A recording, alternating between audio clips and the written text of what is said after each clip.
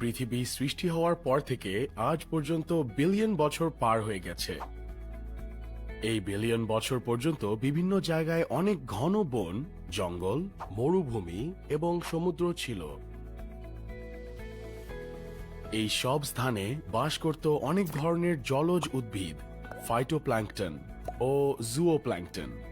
Phytoplankton হচ্ছে পানিতে থাকা এক ধরনের শৈবাল, আর জুওপ্ল্যাঙ্কটন হলো পানিতে থাকা ছোট ছোট প্রাণী। এসব ছাড়াও বন জঙ্গলে দেখা যেত বিভিন্ন প্রাণী, এদের মধ্যে ডাইনোসর অন্যতম। এই প্রাণীগুলোর বেশিরভাগই আজ বিলুপ্ত, কারণ বিভিন্ন প্রাকৃতিক বিপর্যয়ের কারণে বনের গাছপালা ধ্বংস হয়েছে এবং পানিতে বা জঙ্গলে থাকা ডাইনোসর সহ অসংখ্য প্রাণী মারা গিয়েছে। এই সবুজ গাছপালা এবং মরে যাওয়া প্রাণীর মৃতদেহ পরবর্তীতে মাটিতে মিশে যায়। এই শত শত মিলিয়ন বছর আগের ডাইনোসর বা গাছপালা মাটিতে মিশে বিলুপ্ত হয়ে গেলেও এখনো কিন্তু তুমি এদের ব্যবহার করছো। নিশ্চয়ই অবাক হচ্ছ এটা কিভাবে সম্ভব। চলো তাহলে এই রহস্য জানতে আজকের পর্বে জীবাশ্ম জ্বালানি সম্পর্কে জানা শুরু করি। একটু আগে দেখেছি বিভিন্ন গাছপালা ও প্রাণীর মৃতদেহ বছরের পর বছর ধরে মাটির নিচে চাপা পড়ে আছে। এসব মৃতদেহের উপর মাটি চাপা পড়তে পড়তে এগুলো একদম মাটির গভীরে চলে যায়, ফলে এদের উপর চাপ এবং তাপমাত্রা বাড়তে থাকে এবং বাতাস না থাকার কারণে এগুলো ক্ষয় হতে থাকে। তাহলে দেখতে পাচ্ছি তাপ, চাপ ও রাসায়নিক পরিবর্তনের জন্য বড় বড় গাছ, প্রাণী থেকে শুরু করে ছোট জুওপ্ল্যাঙ্কটন পর্যন্ত মাটিতে মিশে যায়। এরপরে মিলিয়ন মিলিয়ন বছর পর এই দেহ মাটিতে মিশে প্রথমে কয়লা এবং পরে বাকি ফসিল ফুয়েলে পরিণত হয়। এই প্রাচীন কালের উদ্ভিদ ও প্রাণীর মৃতদেহের যে অংশবিশেষ মাটির নিচ থেকে পাওয়া যায় তাকে জীবাশ্ম বা ফসিল বলে। আবার এইসব উদ্ভিদ ও প্রাণীর জীবাশ্মের জন্য আমরা প্রথমে মাটি থেকে কয়লা, এরপর পেট্রোলিয়াম এবং প্রাকৃতিক গ্যাস পেয়ে থাকি, যাকে জীবাশ্ম জ্বালানি বা ফসিল ফিউল বলে। এসব জ্বালানি তৈরি হতে অনেক সময় প্রয়োজন হয়, ফলে এগুলোর পরিমাণ সীমিত।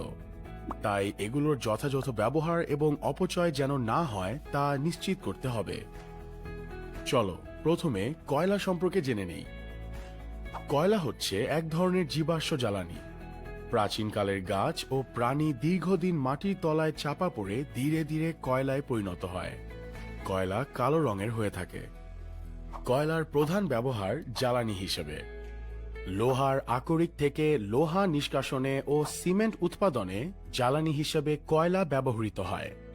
1880 সাল থেকে বিদ্যুৎ উৎপাদনের জন্য ব্যাপকভাবে কয়লা ব্যবহার হয়ে আসছে।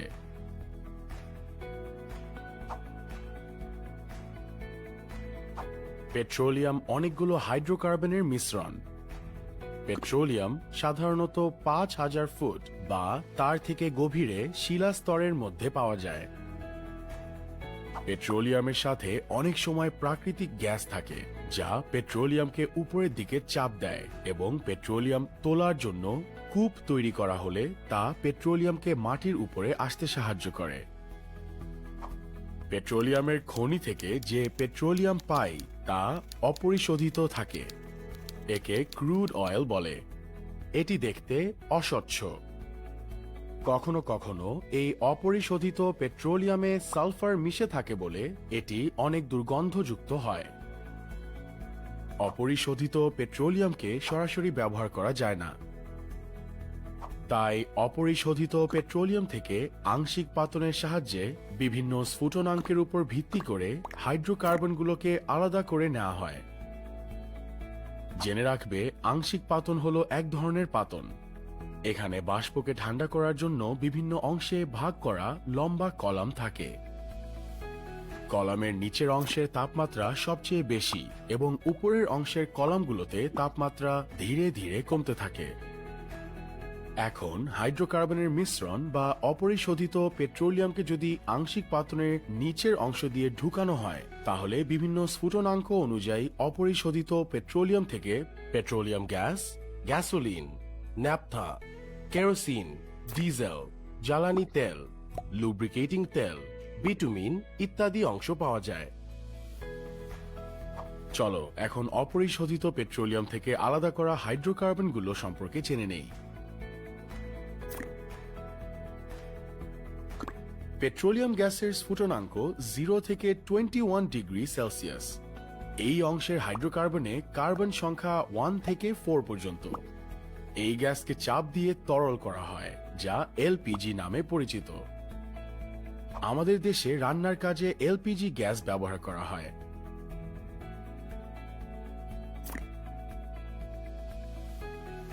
এই অংশের স্ফুটনাঙ্ক 21 থেকে 70 ডিগ্রি সেলসিয়াস পর্যন্ত। এই অংশে যে হাইড্রোকার্বন সমূহ থাকে তাদের অণুতে কার্বন সংখ্যা 5 থেকে 10 পর্যন্ত। পেট্রোলিয়ামে 5% পেট্রোল থাকে। একে গ্যাসোলিনও বলা হয়। যানবাহনের ইঞ্জিনে জ্বালানি হিসেবে গ্যাসোলিন ব্যবহার করা হয়। এই অংশের স্ফুটনাঙ্ক 71 থেকে 120 ডিগ্রি সেলসিয়াস পর্যন্ত। এই অংশে যে হাইড্রোকার্বন সমূহ থাকে তাদের অণুতে কার্বন সংখ্যা 7 থেকে 14 পর্যন্ত। পেট্রোলিয়ামে 10% ন্যাপথা থাকে। জ্বালানি ও পেট্রোকেমিক্যাল শিল্পে বিভিন্ন রাসায়নিক পদার্থ যেমন সলভেন্ট, সাবান ও পরিষ্কারক দ্রব্য তৈরিতে এটা ব্যবহার করা হয়।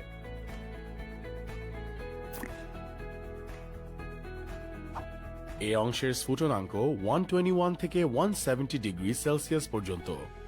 এই অংশে যে সকল হাইড্রোকার্বন থাকে তাদের অণুতে কার্বন সংখ্যা 11 থেকে 16 পর্যন্ত। পেট্রোলিয়ামে 13% কেরোসিন থাকে। পেট্রোলিয়ামের এই অংশকে জেট ইঞ্জিনের জ্বালানি হিসেবে ব্যবহার করা হয়।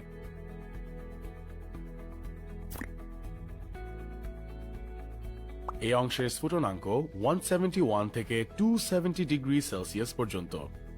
এই অংশে যে হাইড্রোকার্বন সমূহ থাকে তাদের অণুতে কার্বন সংখ্যা 17 থেকে 20 পর্যন্ত। যানবাহনের জ্বালানি, পিচ্ছিল কারক পদার্থ ও দ্রাবক হিসেবে একে ব্যবহার করা হয়। এই অংশের স্ফুটনাঙ্ক 271 থেকে 340 ডিগ্রি সেলসিয়াসের বেশি। এই অংশে যে হাইড্রোকার্বন সমূহ থাকে তাদের অণুতে কার্বন সংখ্যা 20 থেকে 30 পর্যন্ত। প্যারাফিন মোম, টয়লেট্রিজ এবং ভ্যাসলিন তৈরিতে ব্যবহৃত হয়। এই অংশের স্ফুটনাঙ্ক 340 ডিগ্রি সেলসিয়াস থেকে উচ্চ তাপমাত্রা পর্যন্ত। এই অংশে যে হাইড্রোকার্বন সমূহ থাকে তাদের অণুতে কার্বন সংখ্যা 30 এর বেশি।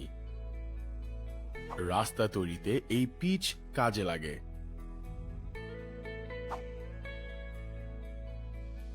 প্রাকৃতিক গ্যাসের প্রধান উপাদান হল মিথেন। এছাড়া প্রাকৃতিক গ্যাসে ইথেন, প্রোপেন, বিউটেন, আইসোবিউটেন ও পেন্টেন পাওয়া যায়। এদের শতকরা পরিমাণ স্ক্রিনে দেখে নাও।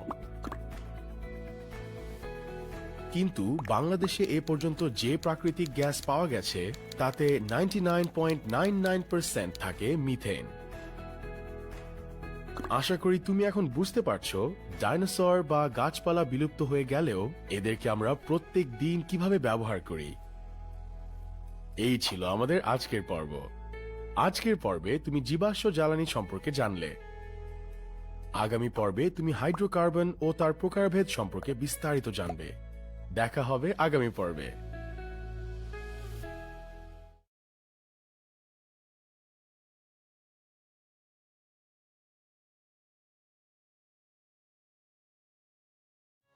গত পর্বে তোমরা জীবাশ্ম জ্বালানি ও পেট্রোলিয়ামে উপস্থিত হাইড্রোকার্বন নিয়ে বিস্তারিত জেনেছ। আজকের পর্বে আমরা হাইড্রোকার্বনের প্রকারভেদ ও অ্যালিফ্যাটিক হাইড্রোকার্বন এবং অ্যালিফ্যাটিক হাইড্রোকার্বনের শ্রেণী বিভাগ নিয়ে আলোচনা করব। এই হাইড্রোকার্বনগুলো জৈব যৌগেরই অংশ। চলো তাহলে প্রথমে জেনে নেই জৈব যৌগ কি। আমরা প্রতিদিন বিভিন্ন ধরনের খাবার খেয়ে থাকি।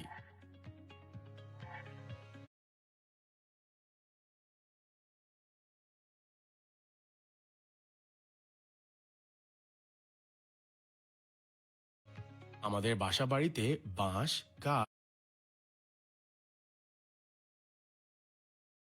ইউজ করে থাকি। আবার আগের পর্বে আমরা জেনেছি কিভাবে ফসিল ফিউল সংগ্রহ করা হয়।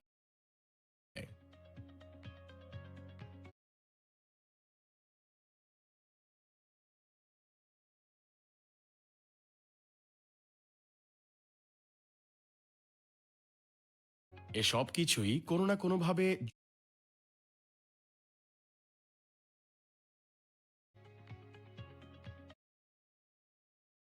চার্জ থাকে, যা একটি জৈব যৌগ। আবার তেল থাকে সেলুলোজ। জীবাশ্ম জ্বালানি থেকে পাওয়া বিউটেন, পেট্রোল, মোম, পিচ এবং কেরোসিন ইত্যাদিও কিন্তু জৈব যৌগের উদাহরণ। যেহেতু আমাদের ডেইলি লাইফে এসব রেগুলারই ইউজ করতে হচ্ছে, তাই আমাদের জৈব যৌগ নিয়ে জানা উচিত। জৈব যৌগ নামটি শুনে মনে হবে এই যৌগগুলো শুধু জীবদেহেই পাওয়া যায়। বিজ্ঞানী বার্জেলিয়াসও একই জিনিস ভেবে 1807 সালে একটি থিওরি দিয়েছিলেন, যা প্রাণশক্তি মতবাদ নামে পরিচিত। তার থিওরিতে তিনি বলেছিলেন উদ্ভিদ ও প্রাণীদেহে উৎপন্ন যে কোনো যৌগই জৈব যৌগ।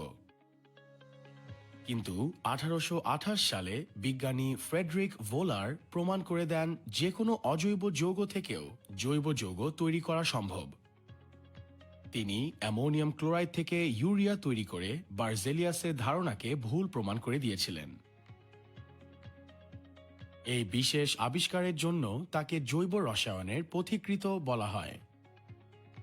চলো আজকে জৈব যৌগের এই অংশগুলো কভার করে তোমাদের বিভিন্ন হাইড্রোকার্বনের সাথে পরিচয় করানো যাক। তোমরা বিভিন্ন সময় কেমিস্ট্রি পড়তে যে বেনজিন, মিথেনের নাম শুনে থাকবে। এরাও হাইড্রোকার্বন। হাইড্রোকার্বন নামটা শুনেই বুঝতে পারছো এই যৌগগুলো হাইড্রোজেন এবং কার্বন দিয়ে গঠিত। তাহলে হাইড্রোকার্বনের সংজ্ঞাটি হবে এমন: কার্বনের শিকলের উপর ভিত্তি করে হাইড্রোকার্বন দুই প্রকার। শিকল শব্দটি নিয়ে কনফিউজড হচ্ছ? তোমরা নিশ্চয়ই ফুলের মালা দেখেছ। একটা একটা করে ফুল গেঁথে মালা তৈরি করা হয়। ঠিক তেমনি হাইড্রোকার্বনগুলোতেও বিভিন্ন মৌল কার্বনের সাথে যুক্ত হয়ে এমন চেইন বা শিকল দিয়ে যৌগ বানায়।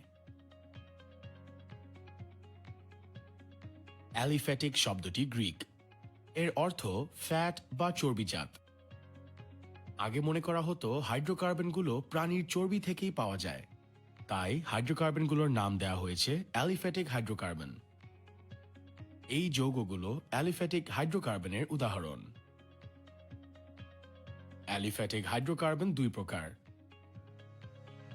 এই উদাহরণটি খেয়াল করো। এর নাম বিউটেন। ঠিক যেমন মালায় ফুল দেওয়ার পর দুই সাইড খোলা থাকে, তেমনি এই হাইড্রোকার্বনগুলোরও দুই সাইড খোলা। এর মানে হলো এর দুই পাশের কার্বন একটি আরেকটির সাথে যুক্ত না, তাই বিউটেনকে মুক্ত শিকল হাইড্রোকার্বন বলে। তাহলে বলা যায় যেসব হাইড্রোকার্বনের কার্বন শিকলের দুই প্রান্তের কার্বন মুক্ত অবস্থায় থাকে তাদের মুক্ত শিকল হাইড্রোকার্বন বলে। এরা মুক্ত শিকল হাইড্রোকার্বনের উদাহরণ। তোমরা এই গঠনগুলোর দিকে লক্ষ্য করলে দেখবে কার্বন কার্বন যেমন একক বন্ধন দেখা যাচ্ছে, আবার দ্বিবন্ধন ও ত্রিবন্ধনও দেখা যাচ্ছে। কার্বন কার্বনের এই বন্ধনের ধরনের উপর ডিপেন্ড করে মুক্ত শিকল হাইড্রোকার্বনকে আবার দুই ভাগে ভাগ করা যায়। সম্পৃক্ত বা অসম্পৃক্ত নিয়ে আলোচনার আগে একটু কার্বনের যোজনী মনে করিয়ে দেয়া যাক। মনে আছে? কার্বনের যোজনী 4। এর মানে হলো কার্বনের সাথে 4টি মৌল যুক্ত হতে পারবে। যখন কার্বন এইভাবে বন্ধনে যুক্ত থাকে তখন একে কার্বন কার্বন একক বন্ধন বলে। আবার যখন কার্বন এইভাবে বন্ধনে যুক্ত থাকে তখন একে বলে কার্বন কার্বন দ্বিবন্ধন। আর এভাবে থাকলে ত্রিবন্ধন। যেসব মুক্ত শিকল হাইড্রোকার্বনে শুধু কার্বন কার্বন একক বন্ধন থাকে তাদের সম্পৃক্ত মুক্ত শিকল হাইড্রোকার্বন বা অ্যালকেন বলে। এই গঠনগুলোর দিকে তাকালে দেখবে এদের সব কার্বন কার্বন বন্ধনই একক বন্ধন। তাই এরা সম্পৃক্ত মুক্ত শিকল হাইড্রোকার্বন বা অ্যালকেন। আবার যেসব মুক্ত শিকল হাইড্রোকার্বনে এক বা একাধিক কার্বন কার্বন দ্বিবন্ধন বা ত্রিবন্ধন থাকে তাদের অসম্পৃক্ত মুক্ত শিকল হাইড্রোকার্বন বলে। এখানে মনে রাখবে যে কার্বন কার্বন দ্বিবন্ধন হলে সেই হাইড্রোকার্বনকে অ্যালকিন বলে এবং ত্রিবন্ধন হলে তাদের অ্যালকাইন বলে। যেহেতু প্রোপিনে কার্বনের দ্বিবন্ধন দেখা যায় তাই প্রোপিন একটি অ্যালকিন। আবার প্রোপাইনে কার্বনের ত্রিবন্ধন দেখা যায় তাই প্রোপাইন হলো অ্যালকাইন। অ্যালকেন, অ্যালকিন এবং অ্যালকাইন নিয়ে পরের ভিডিওগুলোতে আরো ডিটেইলসে আলোচনা করা হবে। এই যৌগের গঠনের দিকে লক্ষ্য করো। খেয়াল করে দেখো এখানে কার্বনের দুই প্রান্ত যুক্ত হয়ে মালার মতো সৃষ্টি করেছে, তাই একে বদ্ধ শিকল হাইড্রোকার্বন বলে। তাহলে বলা যায় যে সব হাইড্রোকার্বনের কার্বন শিকলের দুই প্রান্তের কার্বন পরস্পর যুক্ত হয়ে একটি বলয় তৈরি করে তাদের বদ্ধ শিকল হাইড্রোকার্বন বলে। বদ্ধ শিকল হাইড্রোকার্বনকে অনেক জায়গায় চাকরিক হাইড্রোকার্বনও বলা হয়েছে। এদের গঠন দেখে বুঝতেই পারছো এরা বদ্ধ শিকল হাইড্রোকার্বন বা চাকরিক হাইড্রোকার্বন। গঠনগুলো দেখে বুঝতেই পারছো কিছু হাইড্রোকার্বনে একক বন্ধন আবার কিছু দ্বিবন্ধন আছে। তাহলে সহজেই বুঝতে পারছো শুধু একক বন্ধন আছে বলে এই যৌগগুলো সম্পৃক্ত বদ্ধ শিকল হাইড্রোকার্বন, এবং এখানে একক বন্ধনের পাশাপাশি দ্বিবন্ধন আছে বলে এরা অসম্পৃক্ত বদ্ধ শিকল হাইড্রোকার্বন। তাহলে আজকের পর্বে আমরা হাইড্রোকার্বন এবং হাইড্রোকার্বনের প্রকারভেদ নিয়ে জানলাম। আগামী পর্বে আমরা অ্যারোম্যাটিক হাইড্রোকার্বন নিয়ে ডিটেইলসে জানব। দেখা হবে সেই পর্বে। ভালো আছো? গত পর্বে আমরা হাইড্রোকার্বন এবং এর প্রকারভেদ নিয়ে জেনেছি। আজকের পর্বে আমরা অ্যারোমেটিক হাইড্রোকার্বন নিয়ে আলোচনা করব। আমরা প্রতিদিন প্লাস্টিকের বিভিন্ন জিনিসপত্র ইউজ করে থাকি। এসব প্লাস্টিক উৎপাদনে ফেনল ফর্মালডিহাইড প্রয়োজন হয়। আবার ব্যথানাশক হিসেবে অ্যাসপিরিন ইউজ করা হয়। তুমি নিশ্চয়ই ডেইলি ডেটল ইউজ করে থাকো। এই ডেটলও একটি হাইড্রোকার্বন। আবার জ্বর হলে আমরা প্যারাসিটামল খেয়ে থাকি। এই সবগুলো যৌগতে কিন্তু একটি কমন স্ট্রাকচার যুক্ত আছে, সেটি হলো বেনজিন। বেনজিন আবিষ্কারের ইতিহাসটি কিন্তু বেশ মজার। 1825 সালে বিজ্ঞানী মাইকেল ফ্যারাডে তার রিসার্চের এক পর্যায়ে তিমির চর্বি থেকে একটি অপরিচিত যৌগ আবিষ্কার করে ফেলেন। অপরিচিত যৌগ দেখে বিজ্ঞানী ফ্যারাডে টেনশনে পড়ে যান। তিনি এই যৌগকে হাইড্রোজেনের একটি মূলক ভেবেছিলেন। 1830 সালে বিজ্ঞানী আইলহার্ড লাইম এবং বেনজোইক অ্যাসিড দিয়ে বিক্রিয়া করতে যে একই যৌগ বানিয়ে ফেলেন। তিনি প্রথম বের করেন এটি একটি হাইড্রোকার্বন এবং এর আণবিক ভর 78। কিন্তু তিনিও এই হাইড্রোকার্বনের গঠন বের করতে পারেননি। তবে তার এই রিসার্চের পরেই সবাই জানতে পারে এই হাইড্রোকার্বনের নাম বেনজিন এবং এর সংকেত C6H6। 1865 সালে অগাস্ট কেকুলে বেনজিনের গঠন নিয়ে গবেষণা করেছিলেন। রিসার্চ করে তিনি কোনো কুল কিনারা পাচ্ছিলেন না। একদিন তিনি ঘুমের মধ্যেই চিন্তা করছিলেন। হঠাৎ স্বপ্নে একটি সাপ দেখতে পান যে নিজের লেজ নিজেই কামড়ে ধরে। এই সাপের ছবি থেকে তিনি অবশেষে বেনজিনের গঠন আবিষ্কার করেন। নিশ্চয়ই ভাবছো হঠাৎ তোমাদের বেনজিন নিয়ে কেন এত গল্প বলছি। বেনজিনের আবিষ্কারই কেমিস্ট্রির অ্যারোমেটিক হাইড্রোকার্বন নামে নতুন এক ব্রাঞ্চ খুলে দেয়। ভিডিওর শুরুতে তুমি যেসব প্রোডাক্ট দেখেছিলে তার সবগুলোই অ্যারোমেটিক হাইড্রোকার্বন দিয়ে তৈরি। আজকের পর্বে তুমি অ্যারোমেটিক হাইড্রোকার্বন নিয়ে বিস্তারিত জানবে। এজন্যই বেনজিনের ইতিহাস দিয়ে শুরু করা। আগের পর্বগুলোতে তুমি জেনেছো কয়লা হচ্ছে এক ধরনের জীবাশ্ম জ্বালানি। প্রাচীনকালের গাছ ও প্রাণী দীর্ঘদিন মাটির তলায় চাপা পড়ে ধীরে ধীরে কয়লায় পরিণত হয়। কয়লা কালো বর্ণের হয়ে থাকে। আবার পেট্রোলিয়াম হলো মাটির গভীরে পাওয়া এক ধরনের জ্বালানি। এই কয়লা এবং পেট্রোলিয়ামই হলো অ্যারোমেটিক যৌগের প্রাথমিক সোর্স। চলো প্রথমে অ্যারোমেটিক যৌগ নিয়ে বেসিক কিছু তথ্য জেনে নেওয়া যাক। অ্যারোমেটিক শব্দটি এসেছে গ্রিক শব্দ অ্যারোমা থেকে, যার অর্থ হলো সুগন্ধ। প্রথম দিকে যেসব অ্যারোমেটিক হাইড্রোকার্বন পাওয়া গিয়েছিল সেগুলো সুগন্ধযুক্ত ছিল দেখে এই নামকরণ করা হয়েছিল, তবে পরবর্তীতে দুর্গন্ধযুক্ত অ্যারোমেটিক হাইড্রোকার্বন পাওয়া গিয়েছে। যেসব হাইড্রোকার্বনে বেনজিন থাকে তাদের অ্যারোমেটিক হাইড্রোকার্বন বলে। অ্যারোমেটিক হাইড্রোকার্বনগুলো অ্যারিন নামেও পরিচিত। যেমন এই হাইড্রোকার্বনগুলো সবাই অ্যারোমেটিক হাইড্রোকার্বন, কারণ দেখতেই পারছো যৌগগুলোতে বেনজিন রয়েছে। আগেই জেনেছো পেট্রোলিয়াম থেকে বেনজিন পাওয়া যায়, তবে বিভিন্ন রকম পেট্রোলিয়াম থেকে বিভিন্ন রকম অ্যারোমেটিক হাইড্রোকার্বন পাওয়া যায়। এই ছক থেকে তার একটি ধারণা পেতে পারো। তাহলে বুঝতেই পারছো অ্যারোমেটিক হাইড্রোকার্বন নিয়ে জানতে হলে আমাদের মেইনলি বেনজিন নিয়ে জানতে হবে। চলো তাহলে বেনজিন প্রস্তুতে কিছু বিক্রিয়া জেনে আসা যাক। পেট্রোলিয়াম থেকে প্রচুর টলুইন পাওয়া যায়। এই টলুইনকে প্লাটিনাম ও অ্যালুমিনিয়াম অক্সাইডের উপস্থিতিতে 600 ডিগ্রি সেলসিয়াস তাপমাত্রায় বিক্রিয়া করালে বেনজিন পাওয়া যায়। আবার 85 ডিগ্রি সেলসিয়াস তাপমাত্রায় ফেনলের সাথে জিঙ্কের বিক্রিয়ায়ও বেনজিন উৎপন্ন হয়। আগের পর্বে আমরা ইথাইনের নাম জেনেছি। যে কোনো ইথাইনকে 300 ডিগ্রি সেলসিয়াসে উত্তপ্ত কপার পাইপ দিয়ে চালালে বেনজিন পাওয়া যায়। এবার চলো বেনজিনের বৈশিষ্ট্যগুলো জেনে নেওয়া যাক। বেনজিনের কোনো রং নেই। বেনজিন উদ্বায়ী তরল পদার্থ। বেনজিন পানি অপেক্ষা হালকা এবং পানিতে অদ্রবণীয়। বেনজিন একটি দাহ্য পদার্থ। এদের ক্ষারীয় ধর্ম অনেক কম। ভিডিও পজ করে বেনজিনের এই বৈশিষ্ট্যগুলো আরেকবার দেখে নাও। বেনজিনের গঠনের দিকে তাকালে দেখবে এখানে অ্যালকিনের মতো দ্বিবন্ধন আছে, কিন্তু বেনজিন অ্যালকিনের মতো ধর্ম দেখায় না। পরের ক্লাসগুলোতে এই নিয়ে আরো ডিটেইলসে জানতে পারবে।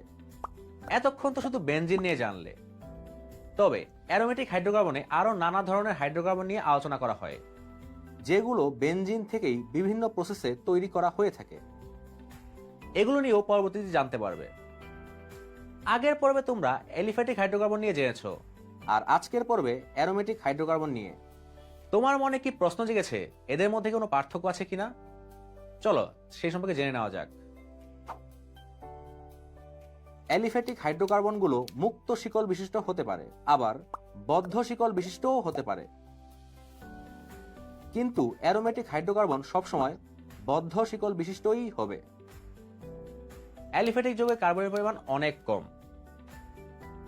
কিন্তু অ্যারোমেটিক যৌগে কার্বনের পরিমাণ অপেক্ষাকৃত বেশি থাকে।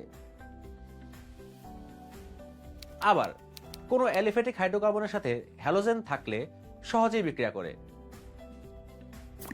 কিন্তু অ্যারোমেটিক হাইড্রোকার্বনের ক্ষেত্রে এই বিক্রিয়া হয় না। তাহলে বুঝতেই পারছো আমরা ডেইলি লাইফে কোনো না কোনো ভাবে অ্যারোমেটিক হাইড্রোকার্বন দিয়ে তৈরি কোনো না কোনো জিনিসপত্র ইউজ করে যাচ্ছি। আজ তাহলে এই পর্যন্তই। আজকের পর্বে আমরা আলোচনা করলাম অ্যারোমেটিক হাইড্রোকার্বন নিয়ে। আগামী পর্বে আমরা অ্যালকেন, অ্যালকিন, অ্যালকাইনের নামকরণ সম্পর্কে জানব। দেখা হবে সেই পর্বে।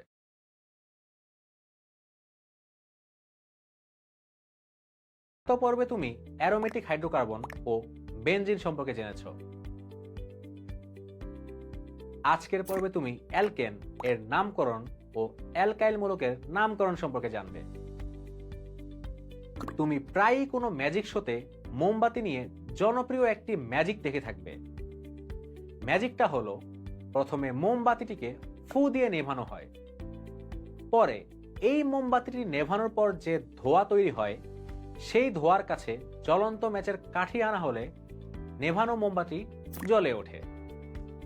মোমবাতি জ্বালানোর পর লিকুইড মোম উপরে উঠে আসে। এই লিকুইড মোম মোমবাতির শিখার কাছে আসলে তা গরম হয়ে গ্যাস তৈরি করে। মূলত এই গ্যাসটি পরবর্তীতে নিভে যাওয়া মোমবাতিটিকে আবার জ্বলতে সাহায্য করে। মোমবাতি থেকে যে গলিত মোম তৈরি হয় তা একটি অ্যালকেনের যৌগ।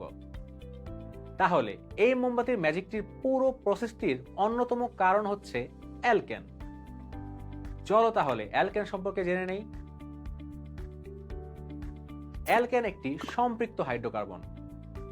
কোনো হাইড্রোকার্বনের যৌগে কার্বনগুলোর মধ্যে যদি সবগুলো বন্ধন কার্বন কার্বন একক বন্ধন থাকে তাহলে তাকে সম্পৃক্ত হাইড্রোকার্বন বলে। কার্বন কার্বন একক বন্ধন বলতে বোঝায় একটি কার্বনের আরেকটি কার্বনের সাথে একটি করে ইলেকট্রন শেয়ার করে বন্ধনে যুক্ত থাকে। তাহলে বলা যায় যে মুক্ত শিকল হাইড্রোকার্বনে কার্বন কার্বন একক বন্ধন থাকে তাকে অ্যালকেন বলে। এই অ্যালকেন পরিবারের অনেক সদস্য বা যৌগ থাকে, তাই এদের চিনতে একটি সাধারণ সংকেত ব্যবহার করা হয়। এটা হলো অ্যালকেন পরিবারের সাধারণ সংকেত। এই সাধারণ সংকেতে এন হলো কার্বন সংখ্যা। এখন এই এন এর মান যত হবে, যৌগের কার্বন সংখ্যা তত হবে। এদের সাধারণ সংকেতের এই ফর্মুলা থেকে হাইড্রোজেনের সংখ্যা কত হবে তা বের হয়ে যাবে। অ্যালকেন পরিবারের সবচেয়ে ছোট সদস্য হলো মিথেন। মিথেনের কার্বন সংখ্যা বা এন এর মান হলো 1। তাহলে ইকুয়েশন অনুযায়ী হাইড্রোজেনের সংখ্যা হবে 4।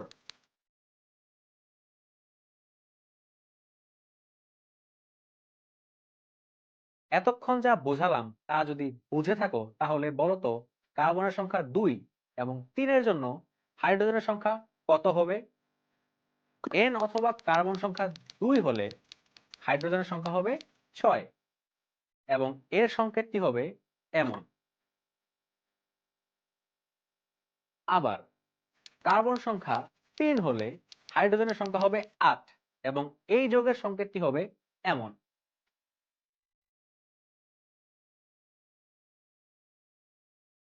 কার্বন পরিবারে সবচেয়ে ছোট সদস্যের নাম যেমন মিথেন, ঠিক তেমনি বাকি সদস্যগুলোরও আলাদা আলাদা নাম রয়েছে, যেমন ইথেন, প্রোপেন, বিউটেন ইত্যাদি। চলো এখন আমরা অ্যালকেন পরিবারের সদস্যগুলোর নাম এবং এই নামকরণ কিভাবে হয়েছে তা জেনে নেই। অ্যালকেনের নামকরণ করার শুরুতে দেখতে হবে এখানে কার্বন চেইনে মোট কতটি কার্বন রয়েছে।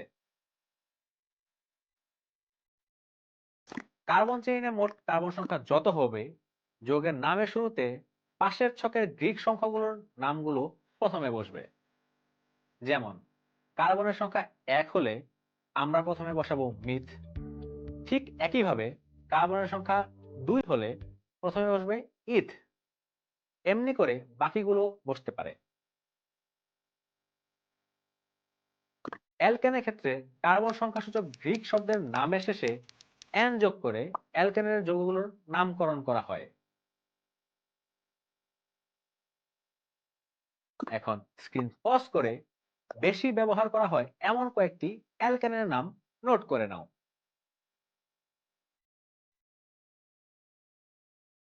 পর্যায় সারণীতে প্রায় 114টি মৌল আছে এবং প্রতিটি মৌল পর্যায় সারণীতে এমন ভাবে সাজানো যে খুব সহজেই প্রতিটি মৌলের বৈশিষ্ট্য ব্যাখ্যা করা যায়।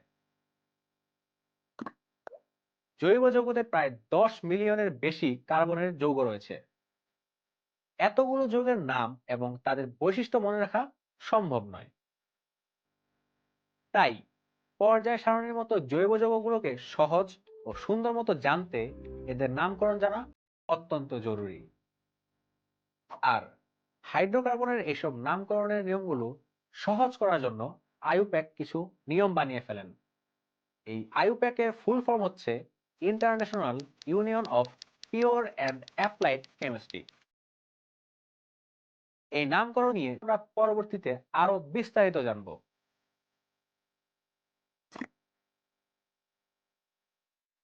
অ্যালকেন থেকে একটি হাইড্রোজেন পরমাণু সরিয়ে দিলে যে একযোজী মূলক তৈরি হয় তাকে অ্যালকাইল মূলক বলা হয়। যেহেতু অ্যালকাইল মূলকে অ্যালকেন থেকে একটি হাইড্রোজেন সরানো হয়, তাহলে অ্যালকাইল মূলকের সাধারণ সংকেতটি হবে এরকম। অ্যালকাইল মূলকের সাধারণ সংকেতকে আর দিয়ে প্রকাশ করা হয়। অন্যভাবে বলা যায় অ্যালকাইল মূলকের সাথে হাইড্রোজেন যোগ করলে অ্যালকেন পাওয়া যায়। চলো এখন অ্যালকাইল মূলকের নামকরণ সম্পর্কে জেনে নেই। যেহেতু অ্যালকেন থেকে হাইড্রোজেন পরমাণু বাদ দিয়ে অ্যালকাইল মূলক তৈরি হয়, সেহেতু অ্যালকেনের নামের শেষ অংশ এন বাদ দিয়ে আইল যোগ করে অ্যালকাইল মূলকের নামকরণ করা হয়। উদাহরণ হিসেবে বলা যায় মিথেন থেকে মিথাইল, ইথেন থেকে ইথাইল, প্রোপেন থেকে প্রোপাইল ইত্যাদি।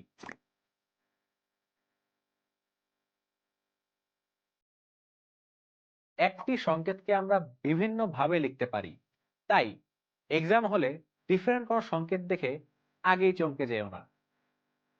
স্ক্রিন পজ করে এমন কিছু উদাহরণ দেখে নাও।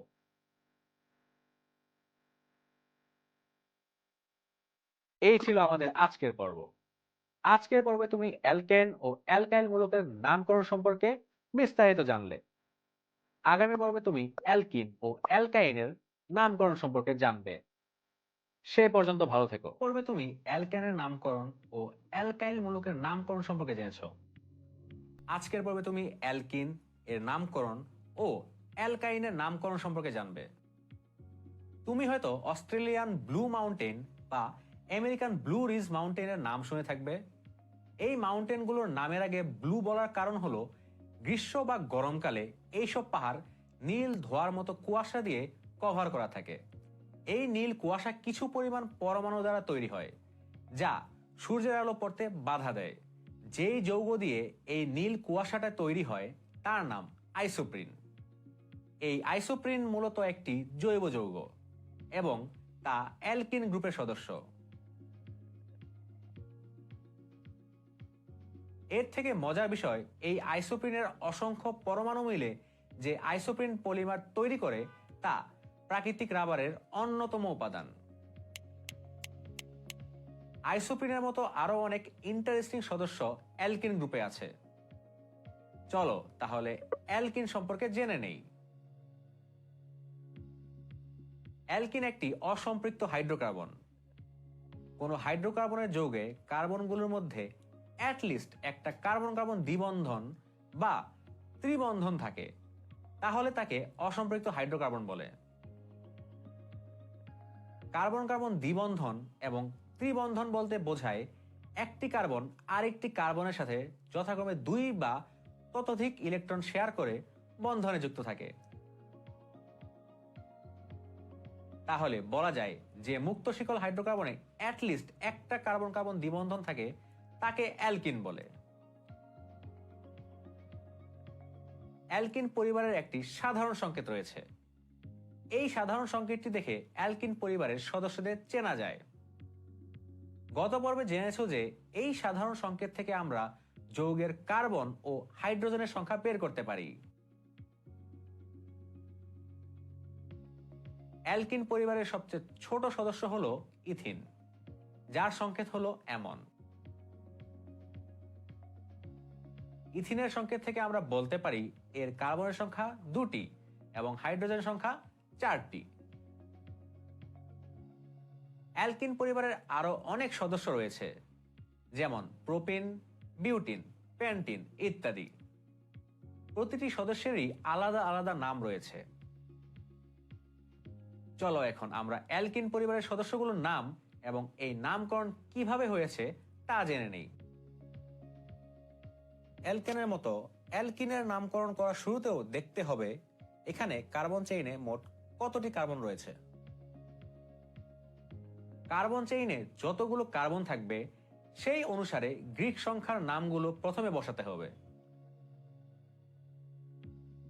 অ্যালকিনের জন্য কার্বন সংখ্যাসূচক গ্রিক শব্দের নামের শেষে ইন যোগ করে অ্যালকিনের যৌগগুলোর নামকরণ করা হয়।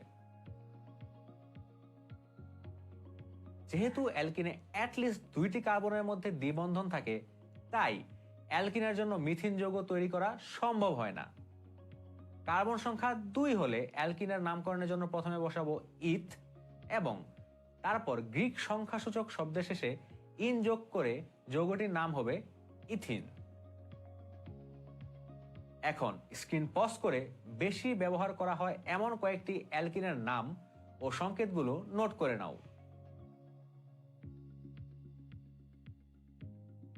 তুমি হয়তো ইঞ্জিনিয়ারিং ওয়ার্কশপ বা বাসাবাড়িতে গ্রিল বা রড জোড়া দেওয়ার জন্য ওয়েল্ডিং করা দেখে থাকবে। এই ওয়েল্ডিং করার জন্য এক ধরনের গ্যাস ইউজ করা হয়। এই গ্যাসের নাম অ্যাসিটিলিন। অ্যাসিটিলিনের আরেক নাম ইথাইন। ইথাইন হলো অ্যালকাইন গ্রুপের সবচেয়ে ছোট সদস্য। যে মুক্ত শিকল হাইড্রোকার্বনে অ্যাটলিস্ট একটা কার্বন কার্বন ত্রিবন্ধন থাকে তাকে অ্যালকাইন বলে। একটু আগেই জেনেছো যে কোনো হাইড্রোকার্বন যৌগে অ্যাটলিস্ট একটা কার্বন কার্বন দ্বিবন্ধন বা ত্রিবন্ধন থাকলেই তাকে আমরা অসম্পৃক্ত হাইড্রোকার্বন বলি। তাই অ্যালকাইনকেও আমরা অসম্পৃক্ত হাইড্রোকার্বন বলি। মূলত ঔষধ তৈরিতে এবং বিভিন্ন কেমিক্যাল ইন্ডাস্ট্রিতে প্রচুর পরিমাণে এই অ্যালকাইন যৌগের ব্যবহার করা হয়। তাই অ্যালকাইন যৌগগুলোর নাম জানা অনেক জরুরি। অ্যালকাইন পরিবারের একটি সাধারণ সংকেত রয়েছে। এই সংকেতটি থেকে অ্যালকাইন যৌগে থাকা কার্বন ও হাইড্রোজেনের সংখ্যা জানা যায়। ইথাইনের সংকেতটি ভালোভাবে খেয়াল করো। এখানে 2টি কার্বন ও 2টি হাইড্রোজেন রয়েছে, যা তাদের সাধারণ সংকেতের সূত্র থেকে বের করা যায়। চলো এখন অ্যালকাইনের নামকরণ কিভাবে হয় তা জেনে নেই। অ্যালকিনের মতোই প্রথমে কার্বন চেইনের কার্বন সংখ্যার হিসাব করে গ্রিক সংখ্যাসূচক নাম প্রথমে বসাতে হবে।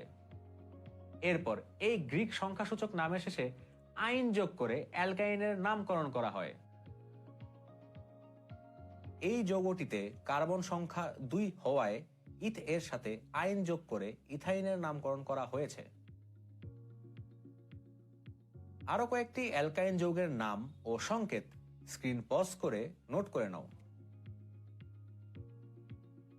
এই ছিল আমাদের আজকের পর্ব। আজকের পর্বে তুমি অ্যালকিন ও অ্যালকাইন যৌগের নামকরণ কিভাবে হয় তা জেনেছো। আগামী পর্বে তুমি অ্যালকোহল, অ্যালডিহাইড, কার্বক্সিলিক অ্যাসিডের নামকরণ সম্পর্কে জানবে। সে পর্যন্ত ভালো থেকো, দেখা হবে সেই পর্বে। অ্যালকিন ও অ্যালকাইন মূলকের নামকরণ সম্পর্কে জেনেছ।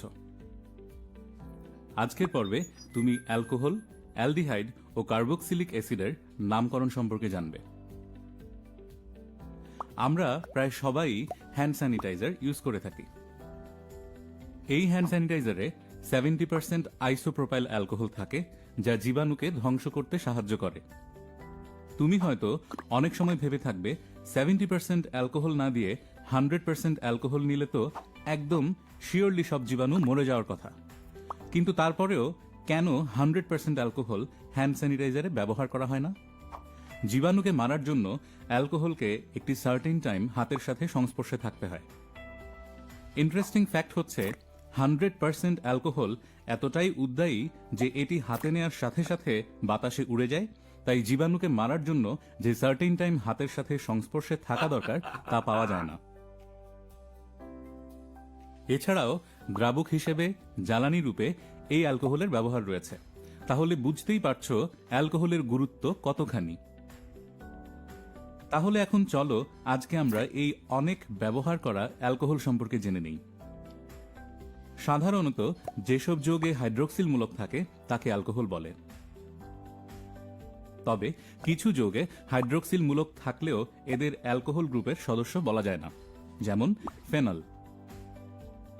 অ্যালকোহল গ্রুপের সাধারণ সংকেত হল অ্যামন, যাকে ROH বলা হয়, যেখানে আর হল অ্যালকাইল গ্রুপ।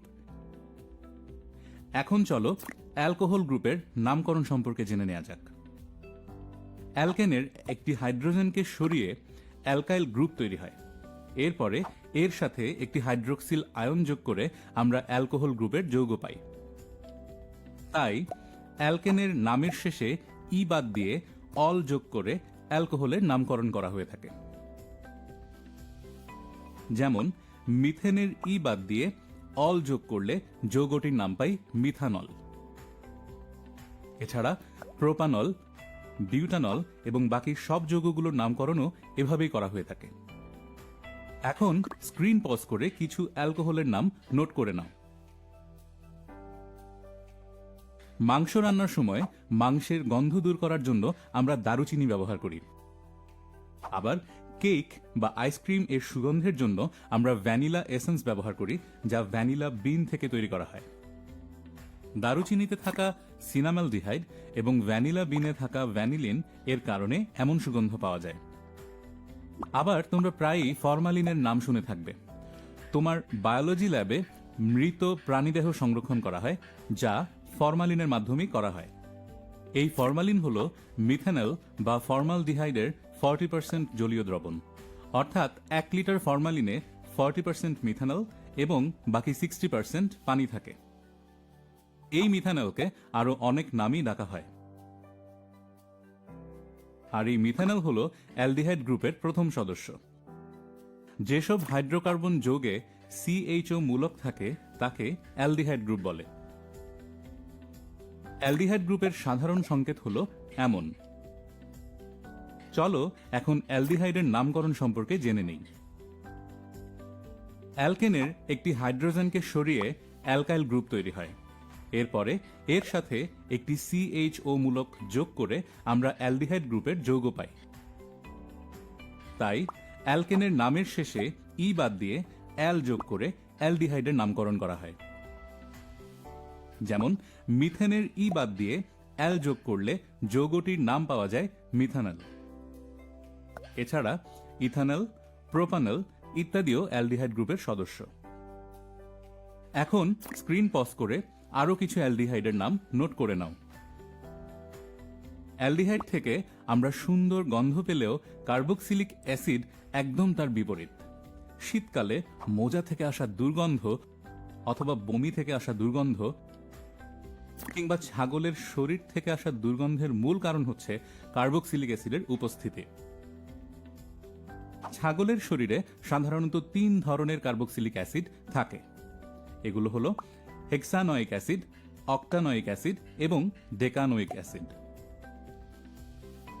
এসব হাইড্রোকার্বনের যৌগে COOH মূলক থাকে, তাদেরকে কার্বক্সিলিক অ্যাসিড বা জৈব অ্যাসিড বলে। কার্বক্সিলিক অ্যাসিডের সাধারণ সংকেত হল এমন। এখন চলো কার্বক্সিলিক অ্যাসিডের নামকরণ সম্পর্কে জেনে নিই। অ্যালকেনের একটি হাইড্রোজেনকে সরিয়ে অ্যালকাইল গ্রুপ তৈরি হয়। এরপর এর সাথে একটি COOH মূলক যোগ করে আমরা কার্বক্সিলিক অ্যাসিড গ্রুপের যৌগ পাই। মূল অ্যালকেনের নামের শেষে ই বাদ দিয়ে অয়িক অ্যাসিড যোগ করে জৈব অ্যাসিডের নামকরণ করা হয়ে থাকে। যেমন মিথেনের ই বাদ দিয়ে অয়িক অ্যাসিড যোগ করলে আমরা যৌগটির নাম পাই methanoic acid. Ethanoic acid, propanoic acid ইত্যাদিও কার্বক্সিলিক অ্যাসিড গ্রুপের সদস্য। এখন স্ক্রিন পজ করে আরও কিছু জৈব অ্যাসিডের নাম খাতায় নোট করে নাও।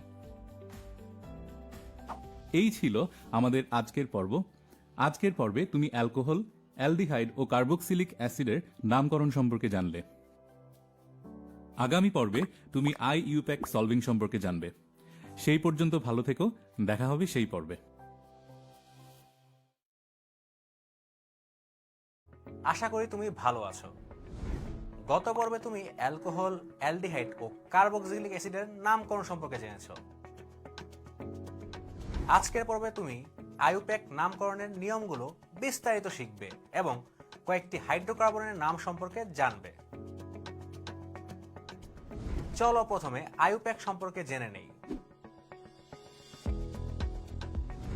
1892 সালে সব বিখ্যাত রসায়নবিদ সুইজারল্যান্ডের জেনেভা শহরে একটি সম্মেলন করেন। সেখানে জৈব যৌগের নামকরণের জন্য নির্দিষ্ট নিয়মকানুন তৈরি করেন, যাকে জেনেভা বা IUPAC পদ্ধতি বলে।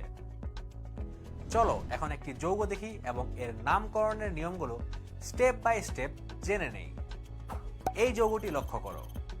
যেহেতু যৌগটির মধ্যে কার্বন কার্বন একক বন্ধন দেখা যাচ্ছে, তাই বোঝা যাচ্ছে যে যৌগটি অ্যালকেন। তাহলে দেখা যাচ্ছে নামকরণের জন্য প্রথমে আমাদেরকে যৌগটিতে কোন কার্যকরী মূলক আছে তা বের করতে হবে। এর মাধ্যমে আমরা বুঝতে পারবো যৌগটি আসলে কোন ধরনের জৈব যৌগ।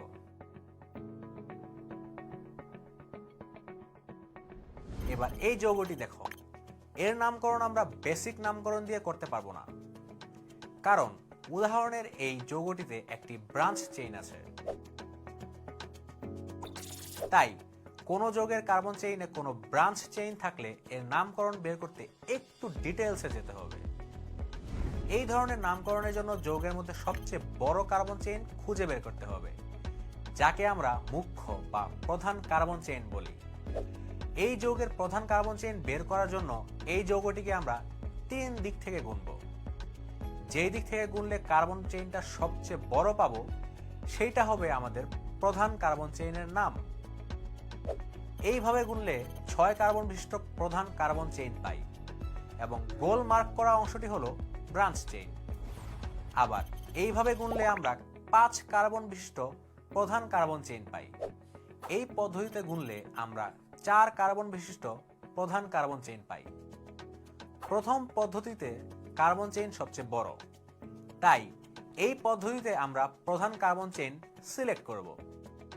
তাহলে মূল চেইনের নাম হবে হেক্সেন। এখন যে দিক থেকে গণনা করলে ব্রাঞ্চ চেইনটি সবচেয়ে কম নাম্বারের প্রধান চেইনের কার্বনের সাথে যুক্ত হবে, সেই দিক থেকে যৌগটির ব্রাঞ্চ চেইন গণনা করতে হবে। যৌগটিকে যদি বাম দিক থেকে গণনা করি তাহলে দেখা যাবে ব্রাঞ্চ চেইনটি 4 নং কার্বনের সাথে যুক্ত। আবার যৌগটিকে ডান দিক থেকে গণনা করলে দেখা যাবে ব্রাঞ্চ চেইনটি 3 নং কার্বনের সাথে যুক্ত। তাহলে এই যৌগটির জন্য ব্রাঞ্চ চেইনের নামকরণ ডান দিক থেকে গণনা করতে হবে। এখানে প্রধান চেইনের 3 নং কার্বনের মধ্যে যে ব্রাঞ্চ চেইনটি যুক্ত আছে তা হলো অ্যালকাইল গ্রুপের সদস্য, যার নাম মিথাইল। এখন যৌগটির নামকরণের জন্য প্রথমে লিখতে হবে কত নম্বর কার্বনে ব্রাঞ্চ চেইনটি যুক্ত। তারপর লিখতে হবে ব্রাঞ্চ চেইনে অংশে থাকা যৌগটির নাম। যৌগটিতে প্রধান কার্বন চেইনের 3 নং কার্বনে ব্রাঞ্চ চেইন হিসেবে মিথাইল যুক্ত এবং প্রধান চেইনের কার্বন সংখ্যা 6টি। তাহলে যৌগটির নাম হবে 3 মিথাইল হেক্সেন। স্টেপগুলো স্ক্রিন থেকে আরেকবার দেখে নাও।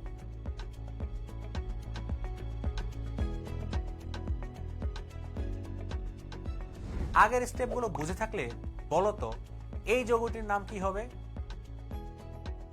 আচ্ছা চলো যৌগটির নামকরণ কি হবে একসাথে সলভ করি।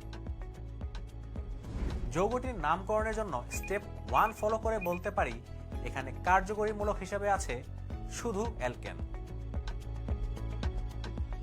স্টেপ 2 ফলো করে যৌগটির প্রধান কার্বন শিকল পাই এই 7 কার্বন বিশিষ্ট কার্বন চেইনটি। আর স্টেপ 3 ফলো করে দেখা যাচ্ছে যৌগটির 3 নং কার্বনের সাথে শাখা চেইনটি যুক্ত। সবশেষে স্টেপ 4 ফলো করে যৌগটির নামকরণ হবে 3 মিথাইল হেপ্টেন। এখন এই যৌগটি দেখো, চলো এর নামকরণ বের করি। স্টেপ 1 ফলো করে দেখা যায় এখানে কার্যকরী মূলক হিসাবে আছে অ্যালকেন। যৌগটির প্রধান কার্বন শিকল স্টেপ 2 ফলো করে পাই 5 কার্বন বিশিষ্ট কার্বন চেইন। তাহলে মূল শিকলের নাম পেন্টেন।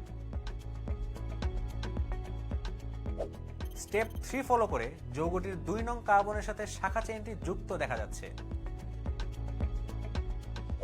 ফাইনালি স্টেপ 4 ফলো করে যৌগটির নামকরণ 2 মিথাইল পেন্টেন পাওয়া যায়। চলো লাস্ট এই যৌগের নামকরণ সলভ করি। স্টেপ 1 ফলো করে দেখা যায় কার্যকরী মূলক এখানে অ্যালকেন। এরপর স্টেপ 2 ফলো করে যৌগটির প্রধান কার্বন শিকল পাই 6 কার্বন বিশিষ্ট কার্বন চেইনটি। তাহলে মূল শিকলের নাম হবে হেক্সেন।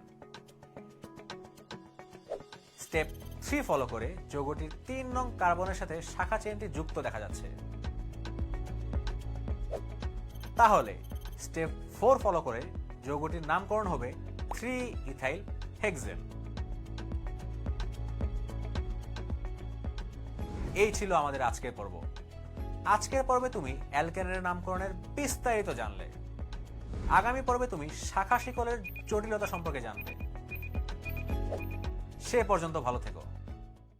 গত পর্বে তুমি আইইউপ্যাকের নিয়মগুলো বিস্তারিত শিখেছ এবং কয়েকটি হাইড্রোকার্বনের নামকরণ কিভাবে হয় জেনেছ।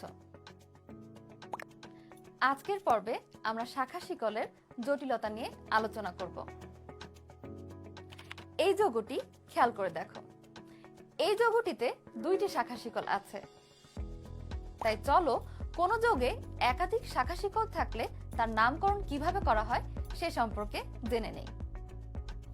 আগের পর্বে এই 4টি স্টেপ ফলো করে কিভাবে নামকরণ করা হয়েছে তা জেনেছি। এই যৌগটির নামকরণের জন্য আমাদের আগের মতোই 4টি স্টেপ ফলো করতে হবে। প্রথম স্টেপ ফলো করে দেখা যাচ্ছে যৌগটির কার্যকরী মূলকটি হলো অ্যালকেন। দ্বিতীয় স্টেপটি ফলো করে এর দীর্ঘতম কার্বন চেইন যে 8 তা বের করি, তাহলে মূল যৌগের নাম হবে অকটেন। 3 নম্বর স্টেপ ফলো করলে দেখা যায় 4 নং কার্বনের সাথে একটি এবং 5 নং কার্বনের সাথে একটি শাখা শিকল যুক্ত। 4 নম্বর স্টেপ ফলো করে এই যৌগটির নামকরণ হবে 3,4 ডাইমিথাইল অকটেন। এখানে লেখার সময় 2 সংখ্যার মাঝে কমা দিতে হয়। এখন বলো তো, যদি দুইটি আলাদা আলাদা কার্বনে শাখা শিকল না হয়ে একটি কার্বনের মধ্যে 2টি শাখা শিকল থাকে, তাহলে সেই যৌগের নামকরণ কিভাবে করব? এই যৌগটি খেয়াল করে দেখো, বলো তো এই যৌগের নাম 3 ডাইমিথাইল হেক্সেন নাকি 3,3 ডাইমিথাইল হেক্সেন? চলো যৌগটির নাম সলভ করে নেই। প্রথম স্টেপ ফলো করে যৌগটির কার্যকরী মূলক হিসেবে দেখা যায় অ্যালকেন রয়েছে। স্টেপ 2 ফলো করে আমরা এর প্রধান চেইনে 6টি কার্বন আছে তা বের করতে পারি, তাই এর প্রধান যৌগের নাম হেক্সেন। স্টেপ 3 ফলো করে এর 3 নং কার্বনে 2টি মিথাইল গ্রুপ আছে দেখা যাচ্ছে। 4 নম্বর স্টেপ ফলো করে আগের যৌগটির মতো এই যৌগটির নামকরণ হবে 3,3 ডাইমিথাইল হেক্সেন, কারণ নামকরণের নিয়ম অনুসারে একই কার্বনে 2টি শাখা থাকলে সেই সংখ্যাটির নাম 2 বার বলতে হবে।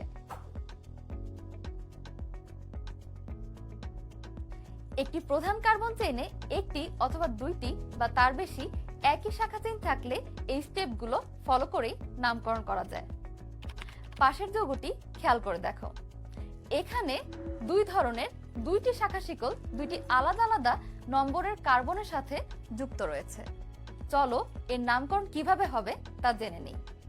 এই যৌগের নামকরণের ক্ষেত্রেও প্রথমে কার্যকরী মূলক বের করতে হবে। সেই অনুযায়ী দেখা যাচ্ছে এখানে কার্যকরী মূলক হিসাবে রয়েছে অ্যালকেন। এখন স্টেপ 2 ফলো করে এর প্রধান কার্বন চেইনে 8টি কার্বন আছে তা বের করা যায়, তাই এর মূল যৌগের নাম হবে অকটেন। যেহেতু এখানে 2টি আলাদা আলাদা শাখা শিকল, তাই এই 3 নং স্টেপটা একটু চেঞ্জ হবে। এখানে 2টি শাখা শিকল আছে, একটি মিথাইল আর একটি ইথাইল। এখানে 2টি শাখা শিকলের ইংরেজি নামের ক্ষেত্রে মিথাইল এম দিয়ে শুরু হয় এবং ইথাইলের ক্ষেত্রে ই দিয়ে শুরু। যদি 2টি আলাদা শাখা শিকল থাকে, তাহলে এই স্টেপ 3তে যে শাখা শিকলের ইংরেজি নামের প্রথম অক্ষর আগে, সেই শাখা শিকলটি আগে ধরতে হবে। এই যৌগের ডান থেকে গুনলে প্রধান শিকলের 4 নং কার্বনে মিথাইল শাখা চেইনটি এবং 5 নং কার্বনে ইথাইল শাখা চেইন যুক্ত। বাম থেকে গুনলে দেখা যায় প্রধান শিকলের 4 নং কার্বনে ইথাইল শাখা চেইনটি এবং 5 নং কার্বনে মিথাইল শাখা চেইন যুক্ত। কিন্তু নিয়ম অনুসারে মিথাইলের আগে ইথাইলের নাম পড়তে হবে, তাই আমরা এই যৌগের ক্ষেত্রে বাম দিক থেকে হিসাব করব। এখন আগের মতো স্টেপ 4 ফলো করে যৌগটির নামকরণ হবে 4 ইথাইল 5 মিথাইল অকটেন। যদি এই যৌগের মিথাইল গ্রুপটি 5 নং কার্বনে না বসে এখানে 7 নং কার্বনে বসতো, তাহলে যৌগটির নামকরণ কি হতো? তুমি হয়তো মনে করবে যৌগটির নাম 4 ইথাইল 7 মিথাইল অকটেন হবে। কিন্তু যৌগটির নাম হবে 5 ইথাইল 2 মিথাইল অক্টেন। চলো জেনে নেই এই নামকরণের কারণ। আগের নামকরণটির মতো এখানে স্টেপ 1 এবং স্টেপ 2 ফলো করে কার্যকরীমূলক ও প্রধান চেইন বের করব, কিন্তু স্টেপ 3 তে এই ক্ষেত্রে ডান থেকে গুনব, কারণ ডান থেকে গুনলে 2 নম্বরের কার্বনের সাথে মিথাইল শাখাটি এবং 5 নম্বর কার্বনের সাথে ইথাইল শাখাটি যুক্ত। স্টেপ 4 এ আমরা আগে ইথাইল শাখাটি যে কার্বনের সাথে যুক্ত সেই সংখ্যা ও পরে মিথাইল শাখাটি যে কার্বনের সাথে যুক্ত সেই কার্বনের সংখ্যাটি বলবো। এর কারণ ইংলিশ অ্যালফাবেটে ইথাইলের ইংরেজি নামের প্রথম অক্ষর ই মিথাইলের ইংরেজি নামের প্রথম অক্ষর এম এর আগে, তাহলে যৌগটির নাম হয় 5 ethyl 2 methyl octane.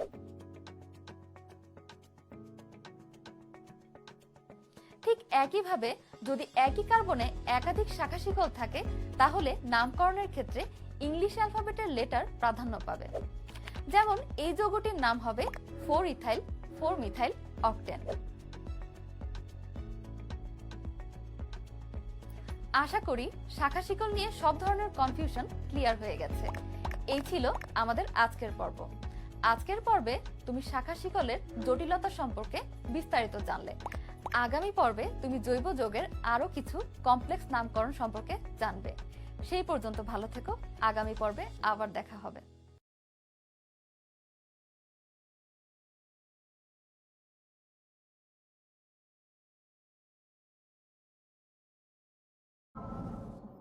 Hello student, আশা করি তুমি ভালো আছো।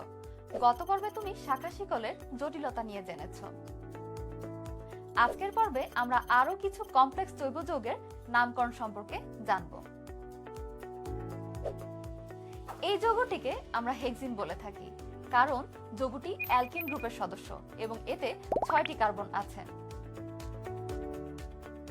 তাহলে বলো তো এই যৌগটির নাম কি? এই যৌগটির নামও কিন্তু হেক্সিন, কারণ এখানেও দ্বিবন্ধন এবং 6টি কার্বন আছে। আবার এই দুটি যৌগকেই আমরা হেপটাইন বলে থাকি, কারণ এদের 7টি কার্বন এবং একটি ত্রিবন্ধন আছে। কি একই নাম দুটি যৌগের দেখে কনফিউজড হয়ে গেলে? তুমি নিশ্চয়ই ভাবছো এদের নামকরণ কিভাবে করা হয়। চলো এদের নামকরণ সম্পর্কে জেনে নেই।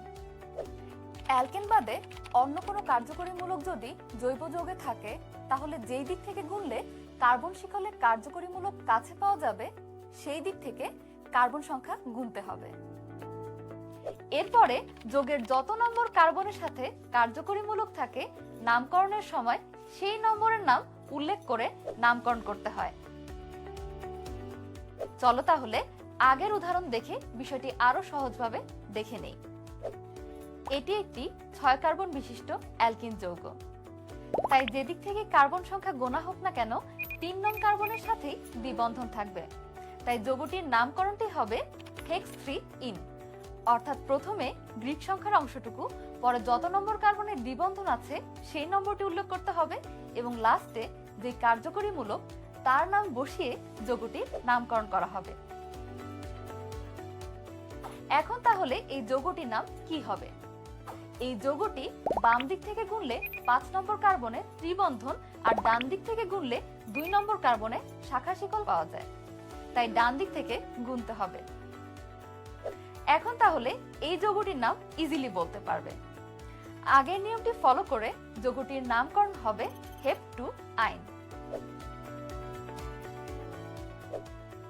তুমি নিশ্চয়ই এখন ভাবছো যদি একই যৌগের শাখা শিকল এবং কার্যকরীমূলক থাকে তাহলে কাকে প্রাধান্য দেয়া হবে? একই যৌগে যদি শাখা শিকল এবং কার্যকরীমূলক থাকে তাহলে যেদিক থেকে গুনলে কার্যকরীমূলক কাছে হবে সেদিক থেকেই গুনতে হবে। এই যৌগটি লক্ষ্য করো। যেহেতু যৌগটির মধ্যে কার্বন কার্বন দ্বিবন্ধন দেখা যাচ্ছে তাই বোঝা যাচ্ছে যৌগটি 7 কার্বন বিশিষ্ট অ্যালকিন। কিন্তু যৌগটিতে একটি শাখা শিকল রয়েছে এবং এর 3 নং কার্বনের সাথে কার্বন কার্বন দ্বিবন্ধন দেখা যাচ্ছে, তাই যৌগটির নামকরণে কয়েকটি স্টেপ ফলো করতে হবে। যৌগটির নামকরণের জন্য প্রথম স্টেপ হলো এর কার্যকরীমূলক বের করা। আর এই যৌগটির কার্যকরী মূলক হলো অ্যালকিন। তার পরের স্টেপটি হলো যৌগটি অ্যালকিন বা অ্যালকাইন মূলক হলে কত নম্বর কার্বনের সাথে সাথে দ্বিবন্ধন বা ত্রিবন্ধন থাকে সেই অনুযায়ী প্রধান চেইনের নামকরণ করা। যেমন এই যৌগটির 3 নং কার্বনের সাথে দ্বিবন্ধনটি যুক্ত। তার পরের স্টেপ হলো শাখা শিকল থাকলে তা কত নম্বর কার্বনের সাথে যুক্ত তা বের করা এবং এই শাখা শিকল হিসাবে যে মূলকটি যুক্ত তার নাম উল্লেখ করা। এখানে দেখা যাচ্ছে প্রধান চেইনের 5 নং কার্বনের সাথে মিথাইল শাখা শিকলটি যুক্ত। এই স্টেপের নাম ধারাবাহিকভাবে প্রথমে শাখা শিকল যত নম্বরে সেই নম্বর, তারপর শাখা শিকলটির নাম এবং প্রধান শিকলের নাম লিখে যৌগটির নামকরণ করতে হবে। ফলে যৌগটির নাম দাঁড়ায় 5 মিথাইল হেপ্ট 3 এখন যদি দুটি আলাদা আলাদা শাখা শিকল কোনো অসম্পৃক্ত হাইড্রোকার্বনে যুক্ত থাকে তাহলে যৌগটির নাম কি হবে তা জেনে নেই। প্রথম স্টেপ থেকে দেখা যাচ্ছে যৌগটি 9 কার্বন বিশিষ্ট অ্যালকিন মূলক। পরের স্টেপে যৌগটির 4 নং কার্বনের সাথে দ্বিবন্ধনটি যুক্ত। এই স্টেপে দেখা যাচ্ছে প্রধান কার্বন চেইনের 6 নং কার্বনের সাথে দুইটি শাখা শিকল আছে, একটি ইথাইল মূলক এবং আরেকটি মিথাইল। যেহেতু এখানে দুইটি শাখা শিকল আছে তাই নামকরণের সময় ধারাবাহিকভাবে সাজানোর জন্য ইথাইল শাখা শিকলের নাম প্রথমে বসবে, এরপরে মিথাইল শাখা শিকলের নাম বসবে। কারণ আমরা জানি ইথাইলের শাখা শিকলের প্রথম অক্ষর ই ইংরেজি বর্ণমালার এম এর আগে থাকে, তাই যৌগের নামকরণে ইথাইল শাখা শিকলের নাম মিথাইলের আগে বসবে।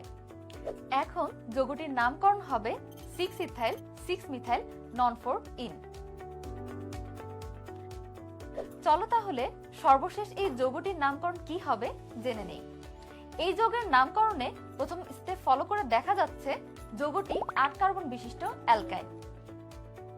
এর পরের স্টেপ ফলো করে দেখা যাচ্ছে এর 2 নং কার্বনের সাথে ত্রিবন্ধনটি যুক্ত। নেক্সট স্টেপ থেকে দেখা যাচ্ছে যৌগটির প্রধান চেইনের 4 ও 6 নং কার্বনে দুইটি মিথাইল এবং 5 নং কার্বনে একটি ইথাইল ব্রাঞ্চ চেইন যুক্ত।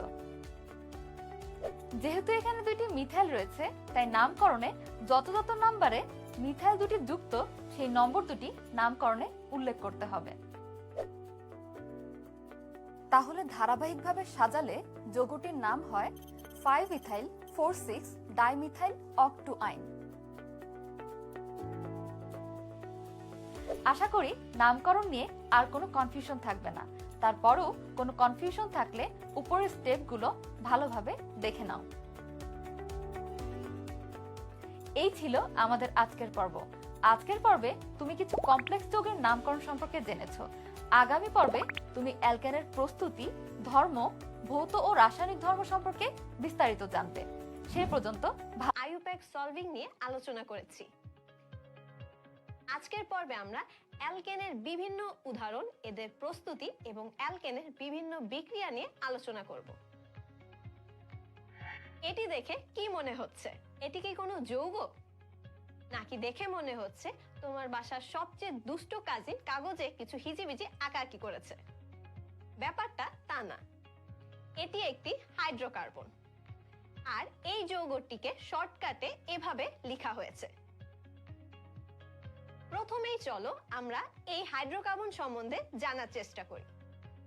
এই হাইড্রোকার্বনের দিকে তাকালে দেখতে পাবে এখানে কার্বন কার্বন একক বন্ধন রয়েছে এবং বাকি বন্ধনগুলো হাইড্রোজেনের সাথে যুক্ত। বুঝতেই পারছো এই হাইড্রোকার্বনটি অ্যালকেন। আগের পর্বগুলোতে তুমি একক বন্ধন নিয়ে জেনেছো, তাহলে নিশ্চয়ই মনে আছে যে সকল হাইড্রোকার্বনের কার্বন শিকলে কার্বন কার্বন একক বন্ধন থাকে তাদেরকে অ্যালকেন বলে। এই একক বন্ধনগুলো ভাঙা কঠিন, তাই অ্যালকেনগুলো সহজে বিক্রিয়া করে না, তাই এরা অনেকটাই নিষ্ক্রিয়। রাসায়নিকভাবে নিষ্ক্রিয় বলেই অ্যালকেনগুলোকে প্যারাফিন ডাকা হয়। প্যারাফিন শব্দটি প্যারাম এবং অ্যাফেনিস নিয়ে গঠিত। প্যারাম শব্দের অর্থ স্বল্প, অ্যাফেনিস অর্থ আসক্তি। তাহলে প্যারাফিন শব্দের অর্থ স্বল্প আসক্তি বা আসক্তিহীন। আগের পর্বগুলোতে তুমি অ্যালকেনের নামকরণ নিয়ে জেনেছো, তবুও আরেকবার তোমাকে মনে করিয়ে দেয়া যাক। অ্যালকেনের নামের জন্য এদের কার্বন সংখ্যার গ্রিক সংখ্যাসূচক শব্দের শেষে এন যোগ করে নামকরণ করা হয়। যেমন 5কে গ্রিক শব্দে পেন্টা ডাকা হয়, তাহলে 5 কার্বন বিশিষ্ট অ্যালকেনকে পেন্টেন বলে। একইভাবে 6কে গ্রিক শব্দে হেক্সা ডাকা হয়, তাহলে 6 কার্বন বিশিষ্ট অ্যালকেনকে হেক্সেন বলে। চলো তাহলে 1 থেকে 10 কার্বন বিশিষ্ট অ্যালকেনের নাম জেনে নিই। অ্যালকেনের সংকেতগুলো দেখে কোনো কমন প্যাটার্ন ধরা যাচ্ছে কি? হ্যাঁ, যেহেতু অ্যালকেনগুলো একই শ্রেণীর, তাই এদের সাধারণ সংকেত আছে। অ্যালকেনের যৌগগুলো সাধারণ সংকেত এমন: মাটির নিচে যেসব পেট্রোলিয়াম এবং গ্যাস পাওয়া যায় সেগুলো হলো অ্যালকেনের মেইন উৎস।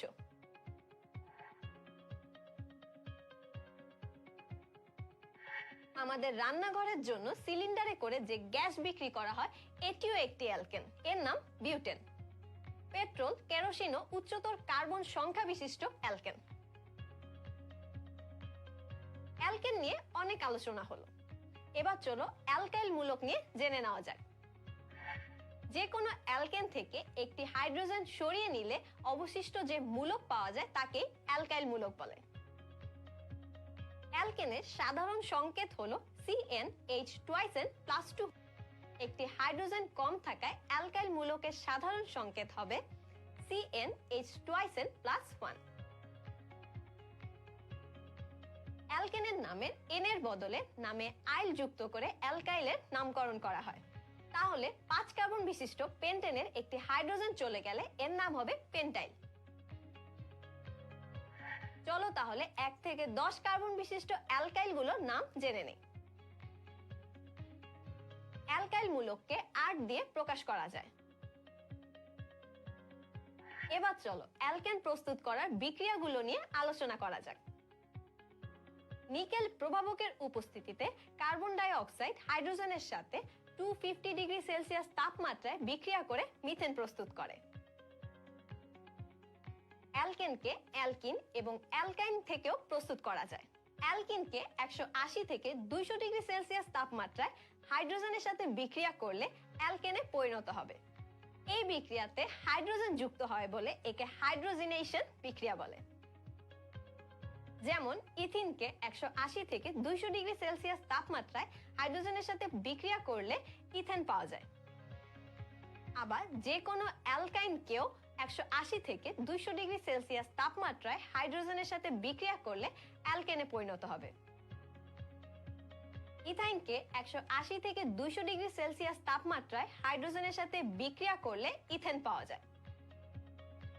মজার ব্যাপার হলো এই সেম বিক্রিয়াগুলোই রুম টেম্পারেচারে করতে পারবে যদি তুমি নিকেলের জায়গায় প্রভাবক হিসাবে প্লাটিনাম ইউজ করো, কারণ প্লাটিনামের প্রভাবন ক্ষমতা নিকেলের থেকে বেশি। আবার শুষ্ক ইথারে দ্রবীভূত অ্যালকাইল হ্যালাইডকে ধাতব সোডিয়ামের সাথে উত্তপ্ত করলেও অ্যালকেন পাওয়া যায়। এই বিক্রিয়াটিকে উডস বিক্রিয়া বলে। যেমন এখানে ইথাইল আয়োডাইডের সাথে সোডিয়ামের বিক্রিয়ায় বিউটেন উৎপন্ন হয়েছে। খেয়াল করলে দেখতে পাবে উডস বিক্রিয়ায় বিক্রিয়ক থেকে উৎপাদের ডাবল কার্বন সংখ্যার অ্যালকেন পাওয়া যায়। ডিকার্বক্সিলেশন বিক্রিয়া থেকেও অ্যালকেন তৈরি করা যায়।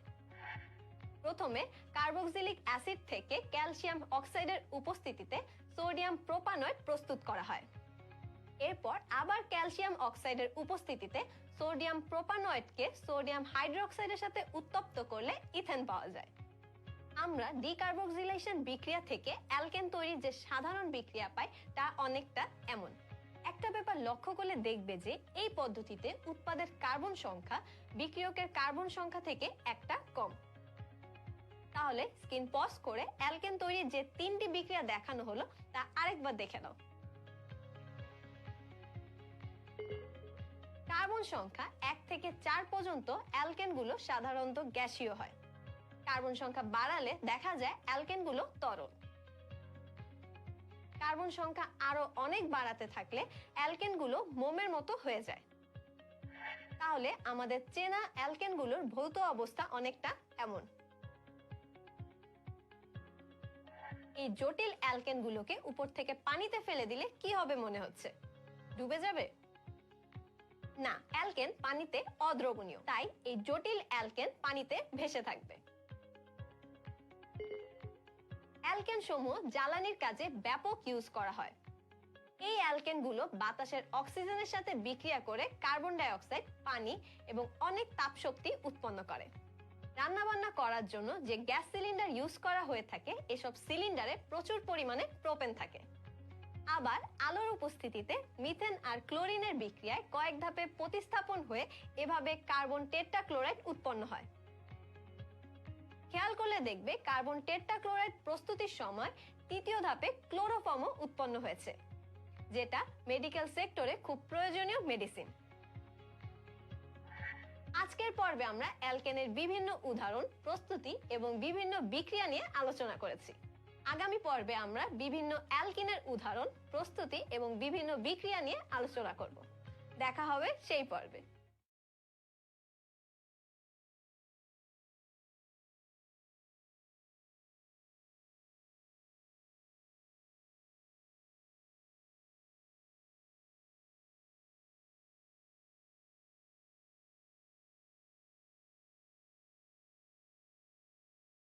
প্যাক সলভিং নিয়ে আলোচনা করেছি। আজকের পর্বে আমরা অ্যালকেনের বিভিন্ন উদাহরণ, এদের প্রস্তুতি এবং অ্যালকেনের বিভিন্ন বিক্রিয়া নিয়ে আলোচনা করব। এটি দেখে কি মনে হচ্ছে? এটি কি কোনো যৌগ? নাকি দেখে মনে হচ্ছে তোমার বাসার সবচেয়ে দুষ্ট কাজিন কাগজে কিছু হিজিবিজি আঁকাআঁকি করেছে? ব্যাপারটা তা না, এটি একটি হাইড্রোকার্বন। আর এই যৌগটিকে শর্টকাটে এভাবে লেখা হয়েছে। প্রথমেই চলো আমরা এই হাইড্রোকার্বন সম্বন্ধে জানার চেষ্টা করি। এই হাইড্রোকার্বনের দিকে তাকালে দেখতে পাবে এখানে কার্বন কার্বন একক বন্ধন রয়েছে এবং বাকি বন্ধনগুলো হাইড্রোজেনের সাথে যুক্ত। বুঝতেই পারছো এই হাইড্রোকার্বনটি অ্যালকেন। আগের পর্বগুলোতে তুমি একক বন্ধন নিয়ে জেনেছো, তাহলে নিশ্চয়ই মনে আছে যে সকল হাইড্রোকার্বনের কার্বন শিকলে কার্বন কার্বন একক বন্ধন থাকে তাদেরকে অ্যালকেন বলে। এই একক বন্ধনগুলো ভাঙা কঠিন, তাই অ্যালকেনগুলো সহজে বিক্রিয়া করে না, তাই এরা অনেকটাই নিষ্ক্রিয়। রাসায়নিকভাবে নিষ্ক্রিয় বলেই অ্যালকেনগুলোকে প্যারাফিন ডাকা হয়। প্যারাফিন শব্দটি প্যারাম এবং অ্যাফেনিস নিয়ে গঠিত। প্যারাম শব্দের অর্থ স্বল্প, অ্যাফেনিস অর্থ আসক্তি। তাহলে প্যারাফিন শব্দের অর্থ স্বল্প আসক্তি বা আসক্তিহীন। আগের পর্বগুলোতে তুমি অ্যালকেনের নামকরণ নিয়ে জেনেছো, তবুও আরেকবার তোমাকে মনে করিয়ে দেয়া যাক। অ্যালকেনের নামের জন্য এদের কার্বন সংখ্যার গ্রিক সংখ্যাসূচক শব্দের শেষে এন যোগ করে নামকরণ করা হয়। যেমন 5কে গ্রিক শব্দে পেন্টা ডাকা হয়, তাহলে 5 কার্বন বিশিষ্ট অ্যালকেনকে পেন্টেন বলে। একইভাবে 6কে গ্রিক শব্দে হেক্সা ডাকা হয়, তাহলে 6 কার্বন বিশিষ্ট অ্যালকেনকে হেক্সেন বলে। চলো তাহলে 1 থেকে 10 কার্বন বিশিষ্ট অ্যালকেনের নাম জেনে নিই। অ্যালকেনের সংকেতগুলো দেখে কোনো কমন প্যাটার্ন ধরা যাচ্ছে কি? হ্যাঁ, যেহেতু অ্যালকেনগুলো একই শ্রেণীর, তাই এদের সাধারণ সংকেত আছে। অ্যালকেনের যৌগগুলোর সাধারণ সংকেত এমন: মাটির নিচে যেসব পেট্রোলিয়াম এবং গ্যাস পাওয়া যায় সেগুলো হলো অ্যালকেনের মেইন উৎস।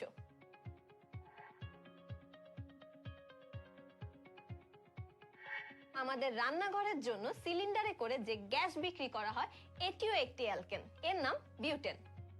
পেট্রোল, কেরোসিনও উচ্চতর কার্বন সংখ্যা বিশিষ্ট অ্যালকেন। অ্যালকেন নিয়ে অনেক আলোচনা হলো, এবার চলো অ্যালকাইল মূলক নিয়ে জেনে নেওয়া যাক। যে কোনো অ্যালকেন থেকে একটি হাইড্রোজেন সরিয়ে নিলে অবশিষ্ট যে মূলক পাওয়া যায় তাকে অ্যালকাইল মূলক বলে। অ্যালকেনের সাধারণ সংকেত হলো CnH2n+2। একটি হাইড্রোজেন কম থাকায় অ্যালকাইল মূলকের সাধারণ সংকেত হবে CnH2n+1। অ্যালকেনের নামের এন এর বদলে নামে আইল যুক্ত করে অ্যালকাইলের নামকরণ করা হয়। তাহলে 5 কার্বন বিশিষ্ট পেন্টেনের একটি হাইড্রোজেন চলে গেলে এর নাম হবে পেন্টাইল। চলো তাহলে 1 থেকে 10 কার্বন বিশিষ্ট অ্যালকাইলগুলোর নাম জেনে নেই। অ্যালকাইল মূলককে 8 দিয়ে প্রকাশ করা যায়। এবার চলো অ্যালকেন প্রস্তুত করার বিক্রিয়াগুলো নিয়ে আলোচনা করা যাক। নিকেল প্রভাবকের উপস্থিতিতে কার্বন ডাই অক্সাইড হাইড্রোজেনের সাথে 250 ডিগ্রি সেলসিয়াস তাপমাত্রায় বিক্রিয়া করে মিথেন প্রস্তুত করে। অ্যালকেনকে অ্যালকিন এবং অ্যালকাইন থেকেও প্রস্তুত করা যায়। অ্যালকিনকে 180 থেকে 200 ডিগ্রি সেলসিয়াস তাপমাত্রায় হাইড্রোজেনের সাথে বিক্রিয়া করলে অ্যালকেনে পরিণত হবে। এই বিক্রিয়াতে হাইড্রোজেন যুক্ত হয় বলে একে হাইড্রোজিনেশন বিক্রিয়া বলে। যেমন ইথিনকে 180 থেকে 200 ডিগ্রি সেলসিয়াস তাপমাত্রায় হাইড্রোজেনের সাথে বিক্রিয়া করলে ইথেন পাওয়া যায়।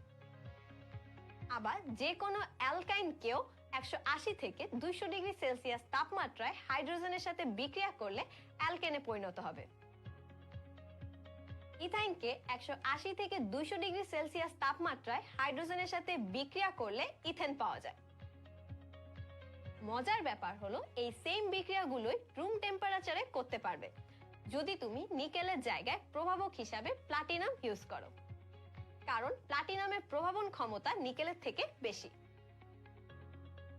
আবার শুষ্ক ইথারে দ্রবীভূত অ্যালকাইল হ্যালাইডকে ধাতব সোডিয়ামের সাথে উত্তপ্ত করলেও অ্যালকেন পাওয়া যায়। এই বিক্রিয়াটিকে উডস বিক্রিয়া বলে। যেমন এখানে ইথাইল আয়োডাইডের সাথে সোডিয়ামের বিক্রিয়ায় বিউটেন উৎপন্ন হয়েছে। খেয়াল করলে দেখতে পাবে উডস বিক্রিয়ায় বিক্রিয়ক থেকে উৎপাদের ডাবল কার্বন সংখ্যার অ্যালকেন পাওয়া যায়। ডিকার্বক্সিলেশন বিক্রিয়া থেকেও অ্যালকেন তৈরি করা যায়। প্রথমে কার্বক্সিলিক অ্যাসিড থেকে ক্যালসিয়াম অক্সাইডের উপস্থিতিতে সোডিয়াম প্রোপানয়েড প্রস্তুত করা হয়। এরপর আবার ক্যালসিয়াম অক্সাইডের উপস্থিতিতে সোডিয়াম প্রোপানয়েডকে সোডিয়াম হাইড্রোক্সাইডের সাথে উত্তপ্ত করলে ইথেন পাওয়া যায়। আমরা ডিকার্বক্সিলেশন বিক্রিয়া থেকে অ্যালকেন তৈরির যে সাধারণ বিক্রিয়া পাই তা অনেকটা এমন। একটা ব্যাপার লক্ষ্য করলে দেখবে যে এই পদ্ধতিতে উৎপাদের কার্বন সংখ্যা বিক্রিয়কের কার্বন সংখ্যা থেকে একটা কম। তাহলে স্ক্রিন পজ করে অ্যালকেন তৈরির যে 3টি বিক্রিয়া দেখানো হলো তা আরেকবার দেখে নাও। কার্বন সংখ্যা 1 থেকে 4 পর্যন্ত অ্যালকেনগুলো সাধারণত গ্যাসীয় হয়। কার্বন সংখ্যা বাড়ালে দেখা যায় অ্যালকেনগুলো তরল। কার্বন সংখ্যা আরো অনেক বাড়াতে থাকলে অ্যালকেনগুলো মোমের মতো হয়ে যায়। তাহলে আমাদের চেনা অ্যালকেনগুলোর ভৌত অবস্থা অনেকটা এমন। এই জটিল অ্যালকেনগুলোকে উপর থেকে পানিতে ফেলে দিলে কি হবে মনে হচ্ছে? ডুবে যাবে? না, অ্যালকেন পানিতে অদ্রবণীয়, তাই এই জটিল অ্যালকেন পানিতে ভেসে থাকবে। অ্যালকেন সমূহ জ্বালানির কাজে ব্যাপক ইউজ করা হয়। এই অ্যালকেনগুলো বাতাসের অক্সিজেনের সাথে বিক্রিয়া করে কার্বন ডাই অক্সাইড, পানি এবং অনেক তাপশক্তি উৎপন্ন করে। রান্নাবান্না করার জন্য যে গ্যাস সিলিন্ডার ইউজ করা হয়ে থাকে এসব সিলিন্ডারে প্রচুর পরিমাণে প্রোপেন থাকে। আবার আলোর উপস্থিতিতে মিথেন আর ক্লোরিনের বিক্রিয়ায় কয়েক ধাপে প্রতিস্থাপন হয়ে এভাবে কার্বন টেট্রাক্লোরাইড উৎপন্ন হয়। খেয়াল করলে দেখবে কার্বন টেট্রাক্লোরাইড প্রস্তুতির সময় তৃতীয় ধাপে ক্লোরোফর্মও উৎপন্ন হয়েছে, যেটা মেডিকেল সেক্টরে খুব প্রয়োজনীয় মেডিসিন। আজকের পর্বে আমরা অ্যালকেনের বিভিন্ন উদাহরণ, প্রস্তুতি এবং বিভিন্ন বিক্রিয়া নিয়ে আলোচনা করেছি। আগামী পর্বে আমরা বিভিন্ন অ্যালকিনের উদাহরণ, প্রস্তুতি এবং বিভিন্ন বিক্রিয়া নিয়ে আলোচনা করব। হ্যালো স্টুডেন্ট, আশা করি ভালো আছো। গত পর্বে আমরা অ্যালকিনের নামকরণ, প্রস্তুতি এবং বিভিন্ন বিক্রিয়া নিয়ে আলোচনা করেছি। আজকের পর্বে আমরা অ্যালকাইনের নামকরণ, প্রস্তুতি এবং বিভিন্ন বিক্রিয়া নিয়ে আলোচনা করব। অনেক সময় তুমি পত্রিকায় দেখে থাকবে বা শুনে থাকবে যে কেমিক্যাল মিশিয়ে কাঁচা ফল পাকা করা হয়। কিন্তু কোন কেমিক্যাল মিশিয়ে এই কাজটি করা হয় জানো? এই কাজটি করার জন্য সবচেয়ে বেশি ব্যবহার করা হয় অ্যালকাইন, যা নিয়ে আজ আমরা জানবো। যে জৈব যৌগের কার্বন শিকলে কার্বন কার্বন ত্রিবন্ধন থাকে তাকে অ্যালকাইন বলে। যেমন এই যৌগে কার্বন কার্বন ত্রিবন্ধন আছে। কার্বনের যোজনী 4কে 4টি হাত চিন্তা করলে দেখো 2টি কার্বন 3টি হাত দিয়ে নিজেদের মধ্যে যুক্ত আছে, আর তাদের বাকি থাকা 1টি করে হাত দিয়ে 1টি করে হাইড্রোজেনের সাথে যুক্ত হয়ে যৌগ তৈরি করেছে। যেমন এই যৌগটি অ্যাসিটিলিন। অ্যালকাইনগুলো প্রাচীনকাল থেকে অ্যাসিটিলিন নামে পরিচিত, কিন্তু অ্যাসিটিলিনের আইউপ্যাক নাম হলো ইথাইন। এই অধ্যায়ে আগে দেখেছো অ্যালকিনের নামে অ্যালকেনের এন বাদ দিয়ে ইন যুক্ত হয়েছিল, ঠিক তেমনি অ্যালকাইনের নামে অ্যালকেনের নামের এন বাদ দিয়ে আইন যুক্ত হয়, তাই অ্যালকাইন যৌগগুলোর নাম এমন। অ্যালকাইনের নামকরণ তো শিখে গেলে, তাহলে চলো এদের সাধারণ সংকেত কেমন হয় তা দেখে নেই। অ্যালকাইনের সাধারণ সংকেত হলো CnH2n-2, আর জানোই তো এখানে n হলো কার্বন সংখ্যা। অ্যালকাইনের প্রথম সদস্য শুরু হয় n এর মান 2 থেকে। তোমার মনে প্রশ্ন আসতে পারে অ্যালকাইনের ক্ষেত্রে n এর মান 1 কেন হয় না? এর উত্তর হলো n এর মান 1 হলে H এর মান 0 হয়, যা সম্ভব নয়। কারণ অ্যালকাইন এক ধরনের হাইড্রোকার্বন, আর এতে তাই অবশ্যই হাইড্রোজেন থাকতে হবে। যখন n এর মান 2, তখন আমরা পাই C2H2, যাকে আমরা ইথাইন বলে থাকি। একইভাবে n এর মান 3 হলে আমরা পাই C3H4, আর এর নাম প্রোপাইন। এভাবে আমরা বাকি যৌগগুলোর সংকেতও বের করতে পারি। স্ক্রিন পজ করে কিছু যৌগের সংকেত দেখে নাও। বিক্রিয়া ভালোভাবে বোঝার জন্য বা মনে রাখার জন্য তোমার কিন্তু এদের গাঠনিক সংকেতও জানা প্রয়োজন। স্ক্রিন পজ করে অ্যালকাইনগুলোর গাঠনিক সংকেত দেখে নাও। এবার চলো অ্যালকাইন প্রস্তুতি সম্পর্কে জেনে নেই। প্রকৃতিতে অ্যালকাইনগুলো সরাসরি পাওয়া যায় না, তাই বিভিন্ন যৌগ থেকে একে একে আলাদা করে নিয়ে আসতে হয়। যেমন ক্যালসিয়াম কার্বাইডের সাথে পানি যোগ করলে ক্যালসিয়াম কার্বাইড আর্দ্র বিশ্লেষিত হয়ে ইথাইন বা অ্যাসিটিলিন গ্যাস ও ক্যালসিয়াম হাইড্রোক্সাইড তৈরি হয়। আবার অ্যালকাইল ডাইহ্যালাইডের সাথে অ্যালকোহলীয় পটাশিয়াম হাইড্রোক্সাইডের বিক্রিয়ায় অ্যালকিন তৈরি হয়। পরে তা NaNH2 এর সাথে বিক্রিয়া করে অ্যালকাইন তৈরি করে। যেমন এখানে এভাবেই প্রোপাইল ডাইহ্যালাইড থেকে প্রথমে প্রোপিন আর এরপরে NaNH2 এর সাথে বিক্রিয়ায় প্রোপাইন তৈরি হয়েছে।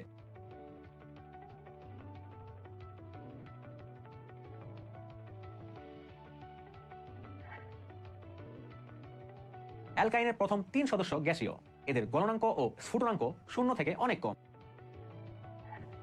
এবং পরবর্তী 8টি সদস্য হলো তরল, এজন্য এদের স্ফুটনাঙ্ক তুলনামূলক বেশি। পরের উচ্চতর অ্যালকাইন সদস্যগুলো বর্ণহীন, গন্ধহীন এবং কঠিন পদার্থ। যেমন C15 এর ক্ষেত্রে স্ফুটনাঙ্ক বেড়ে প্রায় 268 ডিগ্রি হয়। অ্যালকাইনের আরেকটি বৈশিষ্ট্য হলো এরা পানিতে অদ্রবণীয়, তবে জৈব দ্রাবকে মিশে যায়। এখানে জৈব দ্রাবক বলতে যে সকল দ্রাবকে কার্বন থাকে তাদেরকে বোঝানো হয়েছে, যেমন বেনজিন, টলোইন ইত্যাদি। অ্যালকাইনের অন্যতম বৈশিষ্ট্য হলো এদের গলনাঙ্ক ও স্ফুটনাঙ্ক সমসংখ্যক কার্বন বিশিষ্ট অ্যালকেন ও অ্যালকিন থেকে একটু বেশি হয়। এই ছক থেকে প্রোপেন, প্রোপিন ও প্রোপাইনের গলনাঙ্ক ও স্ফুটনাঙ্ক দেখলে আমরা ব্যাপারটি বুঝতে পারবো। অ্যালকাইনের সব বৈশিষ্ট্যগুলো বুঝতে পেরেছো তো? এবার তাহলে এদের সবগুলো বৈশিষ্ট্য একবারে খাতায় নোট করে নাও। এখন চলো অ্যালকাইনের বিভিন্ন ধরনের বিক্রিয়াগুলো দেখে আসি। আগেও দেখেছো 180 থেকে 200 ডিগ্রি সেলসিয়াস তাপমাত্রায় হাইড্রোজেনের সাথে বিক্রিয়া করে অ্যালকাইন সমূহ অ্যালকেন প্রস্তুত করে। মনে রাখবে হাইড্রোজেন সংযোজন বিক্রিয়ায় প্রভাবক সব সময় নিকেল, আর তাপমাত্রা 180 থেকে 200 ডিগ্রি সেলসিয়াস। এজন্য ইথাইন থেকে ইথেন উৎপন্ন হওয়ার বিক্রিয়াটি এরকম।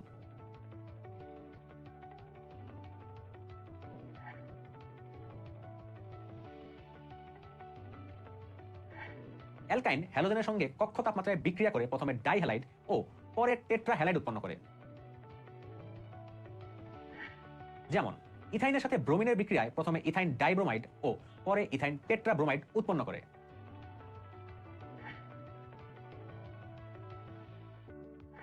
অ্যালকাইনের সঙ্গে হাইড্রোজেন হ্যালাইড উত্তপ্ত অবস্থায় প্রথমে মনোহ্যালোজেন এবং শেষে জ্যাম ডাইহ্যালাইড উৎপন্ন করে। যেমন অ্যাসিটিলিন বা ইথাইন ও শুষ্ক হাইড্রোক্লোরিক গ্যাসের বিক্রিয়ায় ভিনাইল ক্লোরাইড উৎপন্ন হয়। পরে ভিনাইল ক্লোরাইড ও অধিক হাইড্রোক্লোরিক গ্যাসের বিক্রিয়ায় 1,1-ডাইক্লোরো ইথেন উৎপন্ন হয়। অনেক তো বিক্রিয়া শিখলাম, কিন্তু তোমাকে যদি অ্যালকাইন শনাক্ত করতে বলে তাহলে কিভাবে বের করবে? চলো তাহলে এবার এদের শনাক্তকরণ শিখে নেই। অ্যালকাইন ব্রোমিনের সাথে বিক্রিয়া করে ব্রোমিন বর্ণহীন হয়। যেমন ইথাইনের সাথে ব্রোমিনের বিক্রিয়ায় টেট্রা ব্রোমো ইথেন উৎপন্ন হয়, যা বর্ণহীন। ভিডিওর শুরুতেই আজ দেখেছিলে অ্যালকাইন কাঁচা ফল পাকানোর কাজে ব্যবহার করা হয়। স্ক্রিন থেকে অ্যালকাইনগুলোর আরো কিছু ব্যবহার দেখে নাও। তাহলে তুমি অ্যালকেন, অ্যালকিন এবং অ্যালকাইন নিয়ে ক্লিয়ার আইডিয়া পেলে। এখন যদি তোমাকে জিজ্ঞেস করা হয় এদের মধ্যে পার্থক্য কি কি, ভিডিও পজ করে অ্যালকেন, অ্যালকিন এবং অ্যালকাইনের এই পার্থক্যগুলো দেখে নাও। আজ তাহলে এই পর্যন্তই। আজকের পর্বে তুমি শিখলে অ্যালকাইন সম্পর্কে। আগামী পর্বে তুমি জানবে অ্যালকোহল, অ্যালডিহাইড ও ফ্যাটি অ্যাসিড সম্পর্কে। সে পর্যন্ত ভালো থেকো। হ্যালো স্টুডেন্ট, আশা করি ভালো আছো। গত পর্বে তুমি অ্যালকাইন সম্পর্কে বিস্তারিত জেনেছো। আজকের পর্বে তুমি অ্যালকোহল, অ্যালডিহাইড ও ফ্যাটি অ্যাসিড এবং এদের ব্যবহার সম্পর্কে জানবে। কোভিড পরিস্থিতিতে হ্যান্ড স্যানিটাইজার একটি পরিচিত নাম। এই হ্যান্ড স্যানিটাইজার কি দিয়ে তৈরি তা কি তুমি জানো? হ্যান্ড স্যানিটাইজার 70% আইসোপ্রোপাইল অ্যালকোহল বা ইথাইল অ্যালকোহল দিয়ে তৈরি। আবার আমাদের প্রতিদিনের জীবনে ব্যবহৃত বিভিন্ন প্রসাধনী সামগ্রী যেমন cold cream, perfume, after shaving lotion, makeup, oral products বা স্কিন প্রোডাক্টস তৈরিতে বিভিন্ন সময় অ্যালকোহল ইউজ করা হয়। চলো এই অ্যালকোহল সম্পর্কে জেনে নেওয়া যাক। অ্যালকোহল একটি জৈব যৌগ যাতে হাইড্রোক্সিল মূলক থাকে। অ্যালকোহলের সাধারণ সংকেত CnH2n+1OH। সংকেতটি থেকে দেখতে পাচ্ছ যে একটি অ্যালকাইল মূলকের সাথে একটি হাইড্রোক্সিল মূলক যুক্ত হয়ে অ্যালকোহল তৈরি হয়। যেমন মিথেনের একটি হাইড্রোজেন অপসারিত হলে তৈরি হয় মিথাইল মূলক, আর সেই হাইড্রোজেনের জায়গায় OH মূলক বসে তৈরি হয় মিথানল। অ্যালকাইল মূলককে R দিয়ে প্রকাশ করা হয়। তাহলে অ্যালকোহলের সাধারণ সংকেত সংক্ষেপে হয় ROH। কার্বন সংখ্যা অনুযায়ী অ্যালকোহল শ্রেণীর প্রথম সদস্য হচ্ছে মিথানল, দ্বিতীয় সদস্য ইথানল, এরপরে প্রোপানল, বিউটানল, পেন্টানল, এরকম অনেক সদস্য রয়েছে। এই নামকরণ কিভাবে করা হয় তা আমরা একটু পরেই জানব। অ্যালকোহল শ্রেণীর প্রথম দিকের সদস্যগুলো বর্ণহীন, তরল পদার্থ এবং যে কোনো অনুপাতেই মিশে যায়। এখন অ্যালকোহলগুলোর নামকরণ কিভাবে করা হয় তা সম্পর্কে জেনে নেওয়া যাক। যে কোনো অ্যালকেনের নামের শেষে ই বাদ দিয়ে OL যুক্ত করে অ্যালকোহলের নামকরণ করা হয়।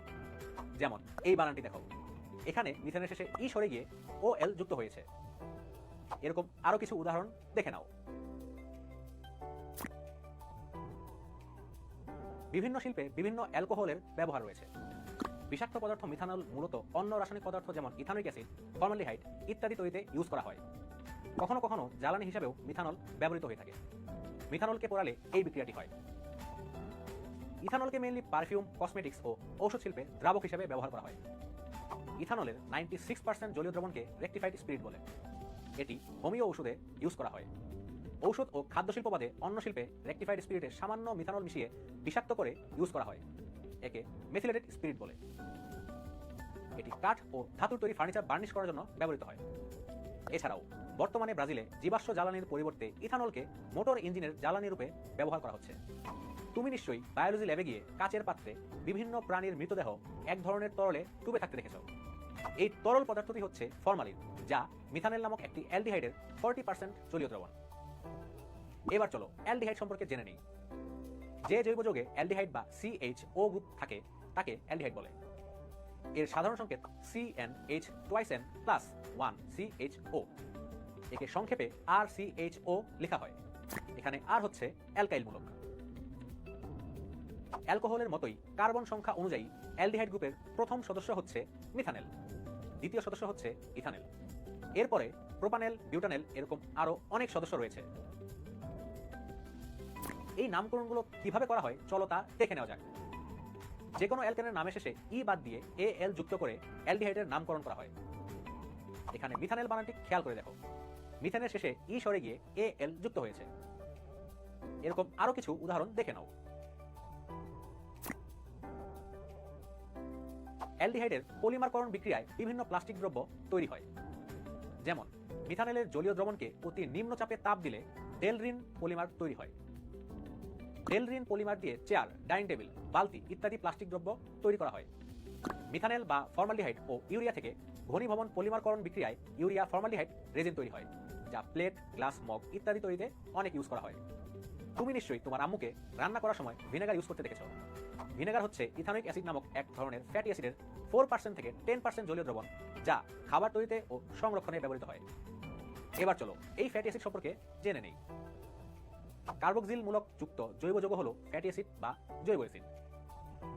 ফ্যাটি অ্যাসিডের সাধারণ সংকেত CnH2n+1COOH।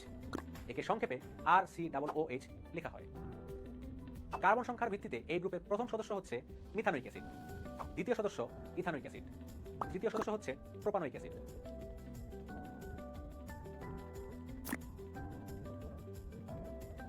মূল অ্যালকেনের নামের শেষে ই বাদ দিয়ে ওইক যুক্ত করে ফ্যাটি অ্যাসিডের নামকরণ করা হয়। যেমন মিথেনের নামের শেষে ই বাদ দিয়ে ওইক অ্যাসিড যুক্ত করে মিথানোয়িক অ্যাসিড লেখা হয়। এমন আরো কিছু উদাহরণ স্ক্রিনে দেখে নাও।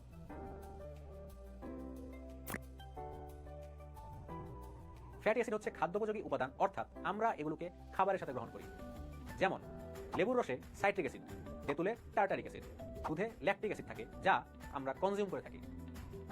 ফ্যাটি অ্যাসিডগুলো ব্যাকটেরিয়া ধ্বংস করে বলে খাদ্য সংরক্ষণে ব্যবহার করা হয়। যেমন ইথানোয়িক অ্যাসিডের 4 থেকে 10% জলীয় দ্রবণ বা ভিনেগার সস ও আচার সংরক্ষণ করার জন্য ইউজ করা হয়। আজকে তাহলে এই পর্যন্তই থাকুক। আজকের পর্বে তুমি অ্যালকোহল, অ্যালডিহাইড, ফ্যাটি অ্যাসিড এবং এদের ব্যবহার সম্পর্কে জেনেছো। আগামী পর্বে তুমি অ্যালকোহল, অ্যালডিহাইড ও ফ্যাটি অ্যাসিডের প্রস্তুতি, ভৌত ধর্ম ও রাসায়নিক ধর্ম সম্পর্কে জানবে। দেখা হবে সেই পর্বে। স্টুডেন্ট, আশা করি ভালো আছো। গত পর্বে তুমি অ্যালকোহল, অ্যালডিহাইড ও ফ্যাটি অ্যাসিডের সাধারণ প্রস্তুতি ও ধর্ম সম্পর্কে জেনেছো। নিশ্চয়ই বাজার থেকে তুমি পলিথিন ব্যাগে তরকারি বা সবজি কিনতে দেখেছো। কখনো কি মনে প্রশ্ন জেগেছে এই পলিথিন কিভাবে বানানো হয়েছে? আবার বাসায় যে দড়ির উপর কাপড় চোপড় শুকাতে দেওয়া হয় তা এত শক্ত কিভাবে হয়? অথবা তোমার আম্মু যে ননস্টিক প্যানে রান্না করেন সেটি কি দিয়ে তৈরি? কিংবা আন্ডার কনস্ট্রাকশন বিল্ডিং এ তুমি যে পাইপ দেখতে পাচ্ছ তাকে কেন পিভিসি পাইপ বলে? এই বাজারের ব্যাগ, দড়ি, ননস্টিক প্যান বা পিভিসি পাইপ হচ্ছে বিভিন্ন অণুর পলিমার। পলিমার শব্দটি গ্রিক শব্দ পলি ও মার থেকে এসেছে। পলি অর্থ হচ্ছে মেনি বা অনেক, আর মার মানে হচ্ছে পার্ট বা অংশ। অর্থাৎ পলিমার হচ্ছে একটি অণু যার অনেকগুলো অংশ রয়েছে। কোন পদার্থের অনেকগুলো ছোট অণু পরস্পর যুক্ত হয়ে বড় অণু গঠন করার বিক্রিয়াকে পলিমারকরণ বিক্রিয়া বলে। যে ছোট অণুগুলো এই বিক্রিয়ায় অংশ নেয় তাদের প্রত্যেকটিকে এক একটি মনোমার বলে। এবং বিক্রিয়ার ফলে যে বড় অণু পাওয়া যায় তা হচ্ছে পলিমার। যদি দুটি মনোমার একসাথে যুক্ত হয় তাহলে তাকে ডাইমার বলে। আবার তিনটি মনোমার একসাথে যুক্ত হলে তাকে ট্রাইমার বলে। এভাবে অনেকগুলো মনোমার একসাথে যুক্ত হয়ে পলিমার তৈরি করে। বিভিন্নভাবে পলিমারের শ্রেণীবিভাগ করা যায়, তবে গঠন প্রকৃতি অনুযায়ী পলিমার দুই রকম: সংযোজন পলিমার এবং ঘনীভবন পলিমার। সংযোজন পলিমারকরণ বিক্রিয়ায় মনোমার অণুগুলো সরাসরি একে অপরের সাথে যুক্ত হয়ে দীর্ঘ শিকল বিশিষ্ট পলিমার তৈরি করে। এই বিক্রিয়া যে পলিমার তৈরি হয় তাকে সংযোজন পলিমার বলে। চলো সংযোজন পলিমারকরণ বিক্রিয়ার মাধ্যমে তৈরি কয়েকটি সংযোজন পলিমারের উদাহরণ দেখে নিই। পলিথিন হচ্ছে ইথিনের পলিমার, অর্থাৎ অনেকগুলো ইথিন অণু পরস্পর যুক্ত হয়ে পলিথিন তৈরি করে। অল্প পরিমাণ অক্সিজেনের উপস্থিতিতে 1000 বায়ুমণ্ডলীয় চাপে 200 ডিগ্রি সেলসিয়াস তাপমাত্রায় ইথিনকে তাপ দিলে পলিথিন তৈরি হয়। এই সংযোজন পলিমারকরণ বিক্রিয়া ইথিন হচ্ছে মনোমার এবং পলিথিন হচ্ছে পলিমার। আমরা প্রত্যেকদিন বিভিন্ন কাজে যে পলিথিন ব্যবহার করি তা এই ইথিনের পলিমারকরণ বিক্রিয়ার মাধ্যমে তৈরি হয়।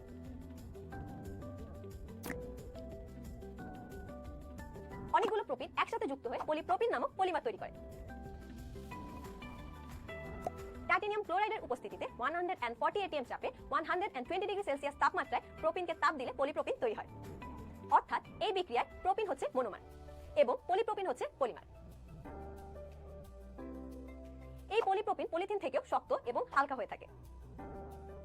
পলিপ্রোপিন দিয়ে দড়ি, কার্পেট, পাইপ, মাস্ক ইত্যাদি তৈরি করা হয়।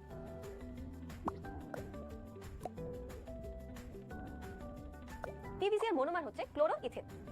এই ক্লোরোইথিন একটি আরেকটির সাথে যুক্ত হয়ে পলিভিনাইল ক্লোরাইড বা পিভিসি তৈরি করে। ভিনাইল ক্লোরাইডকে জৈব পার অক্সাইডের উপস্থিতিতে উচ্চ তাপমাত্রা ও চাপে উত্তপ্ত করলে পলিভিনাইল ক্লোরাইড বা পিভিসি তৈরি হয়। তুমি কনস্ট্রাকশন বিল্ডিং এ যে পাইপ ইউজ করতে দেখেছো তা হচ্ছে কি পলিভিনাইল ক্লোরাইড বা পিভিসি, যা এই ভিনাইল ক্লোরাইডের সংযোজন পলিমারকরণ বিক্রিয়ার মাধ্যমে তৈরি হয়েছে। তাই একে পিভিসি পাইপ বলে। মনোমার অণুগুলো একে অপরের সাথে যুক্ত হওয়ার সময় ছোট ছোট পানি বা কার্বন ডাই অক্সাইডের অণু ছেড়ে দিলে সেই পলিমারকরণ বিক্রিয়া হচ্ছে ঘনীভবন পলিমারকরণ বিক্রিয়া। এই বিক্রিয়ায় তৈরি হওয়া পলিমারকে ঘনীভবন পলিমার বলে। ঘনীভবন পলিমারকরণ বিক্রিয়ার মাধ্যমে ঘনীভবন পলিমার তৈরি হওয়ার একটি উদাহরণ দেখে নিই। টাইটানিয়াম অক্সাইডের উপস্থিতিতে হেক্সামিথিলিন ডাইঅ্যামিনের সাথে অ্যাডিপিক অ্যাসিডকে উত্তপ্ত করলে নাইলন 66 তৈরি হয়। এই বিক্রিয়ায় n সংখ্যক পানির অণু অপসারিত হলে নাইলন 66 তৈরি হয়। কাপড় শুকানোর জন্য তুমি যে দড়ি ইউজ করো তা এই নাইলন 66 দিয়ে তৈরি হয়েছে। এইচএসসিতে তুমি পলিমারকরণ বিক্রিয়া এবং পলিমার সম্পর্কে আরো ডিটেইলসে জানবে। আজ তাহলে এই পর্যন্তই। আজকের পর্বে তুমি পলিমারকরণ বিক্রিয়া ও দুই ধরনের পলিমার সম্পর্কে জেনেছো। আগামী পর্বে তুমি প্রাকৃতিক ও কৃত্রিম পলিমার, প্লাস্টিক এবং জৈব ও অজৈব যৌগের পার্থক্য সম্পর্কে জানবে। দেখা হবে সেই পর্বে। হ্যালো স্টুডেন্ট, আশা করি ভালো আছো। গত পর্বে তুমি পলিমার এবং সংযোজন ও ঘনীভবন পলিমার সম্পর্কে জেনেছো। আজকের পর্বে তুমি প্রাকৃতিক ও কৃত্রিম পলিমার, প্লাস্টিকের ব্যবহার এবং জৈব ও অজৈব যৌগের পার্থক্য সম্পর্কে জানবে। আমরা যে খাবার খাই তা আমাদের দেহের বৃদ্ধিতে সহায়তা করে। এই বৃদ্ধি এক একজনের ক্ষেত্রে এক এক রকম হয়, যা তার ডিএনএ এর উপর ডিপেন্ড করে। আমাদের খাবারে থাকা বিভিন্ন পুষ্টি উপাদান যেমন প্রোটিন কিংবা দেহের বৃদ্ধি সহায়ক ডিএনএ, আরএনএ এগুলো প্রাকৃতিক পলিমার। অর্থাৎ প্রাকৃতিক উৎস থেকে আসা পলিমারগুলোকে প্রাকৃতিক পলিমার বলে। বিভিন্ন উদ্ভিদ, প্রাণী ও অণুজীব থেকে প্রাকৃতিক পলিমার পাওয়া যায়। যেমন উদ্ভিদ থেকে সেলুলোজ এবং স্টার্চ পাওয়া যায়, যা গ্লুকোজের পলিমার। অর্থাৎ অনেকগুলো গ্লুকোজ অণু একসাথে যুক্ত হয়ে সেলুলোজ ও স্টার্চ তৈরি করে। আবার আমরা প্রত্যেকদিন যে প্রোটিন জাতীয় খাবার যেমন মাছ, মাংস, ডিম ইত্যাদি খাই, এগুলো হচ্ছে অ্যামাইনো অ্যাসিডের পলিমার। এছাড়াও রাবার গাছের কষও এক ধরনের প্রাকৃতিক পলিমার। আমাদের দেশে পার্বত্য চট্টগ্রাম, কক্সবাজার, হবিগঞ্জ, সিলেট ও টাঙ্গাইল জেলায় রাবারের চাষ করা হয়। তুমি নিশ্চয়ই প্লাস্টিকের তৈরি অনেক কিছু ইউজ করেছো। এই প্লাস্টিকই হচ্ছে কৃত্রিম পলিমার। কৃত্রিম পলিমার প্রকৃতিতে পাওয়া যায় না, বিভিন্ন শিল্প কারখানায় এগুলো তৈরি করা হয়। প্লাস্টিক শব্দটি গ্রিক প্লাস্টিকোস থেকে এসেছে। এই প্লাস্টিকোস শব্দটির অর্থ হচ্ছে গলানো সম্ভব, অর্থাৎ একে গলানো যায়। আমাদের দৈনন্দিন জীবনে প্লাস্টিকের উদাহরণের অভাব নেই। যেমন খাবার রাখার পাত্র, chair, table, ball pen, mug, বালতি, পানি ট্যাঙ্ক, গাড়ির যন্ত্রাংশ ইত্যাদি বিভিন্ন দ্রব্য তৈরি করার জন্য ব্যাপক হারে প্লাস্টিক ব্যবহার করা হয়। প্রতিদিন আমরা ব্যবহার করি এমন কিছু কৃত্রিম পলিমারের ধর্ম ও ব্যবহার স্ক্রিন পজ করে খাতায় লিখে নাও।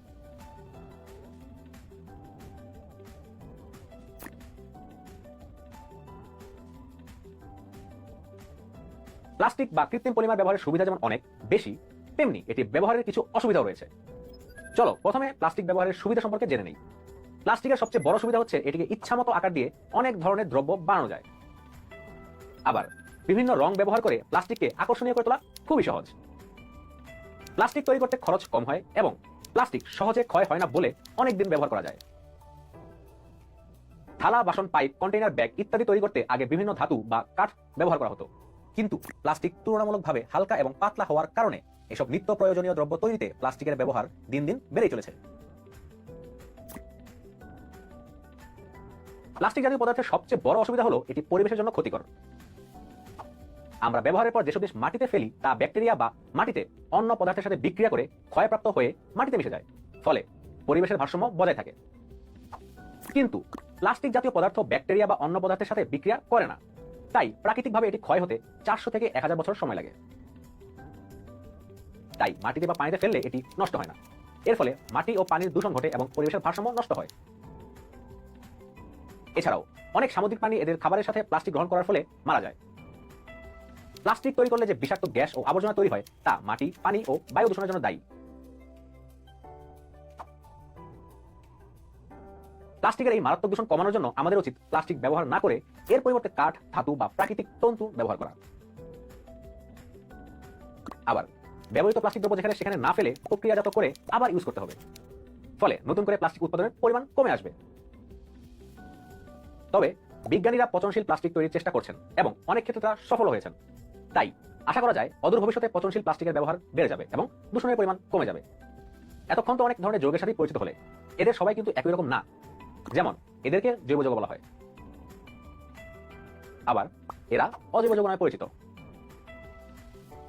এই পর্যায়ে চলো আমরা জৈব ও অজৈব যৌগের পার্থক্য সম্পর্কে জেনে নেই।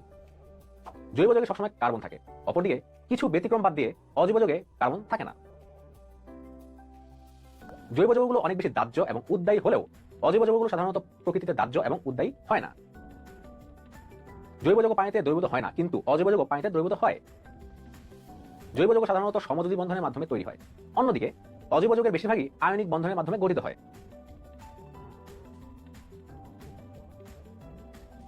আজ তাহলে এ পর্যন্তই। আজকের পর্বে তুমি প্রাকৃতিক ও কৃত্রিম পলিমার, প্লাস্টিক ব্যবহারের সুবিধা, অসুবিধা এবং জৈব ও অজৈব যৌগের মধ্যে পার্থক্য সম্পর্কে জেনেছো। আগামী পর্বে প্রবলেম সলভিং ভিডিওতে দেখা হবে। সে পর্যন্ত ভালো থেকো।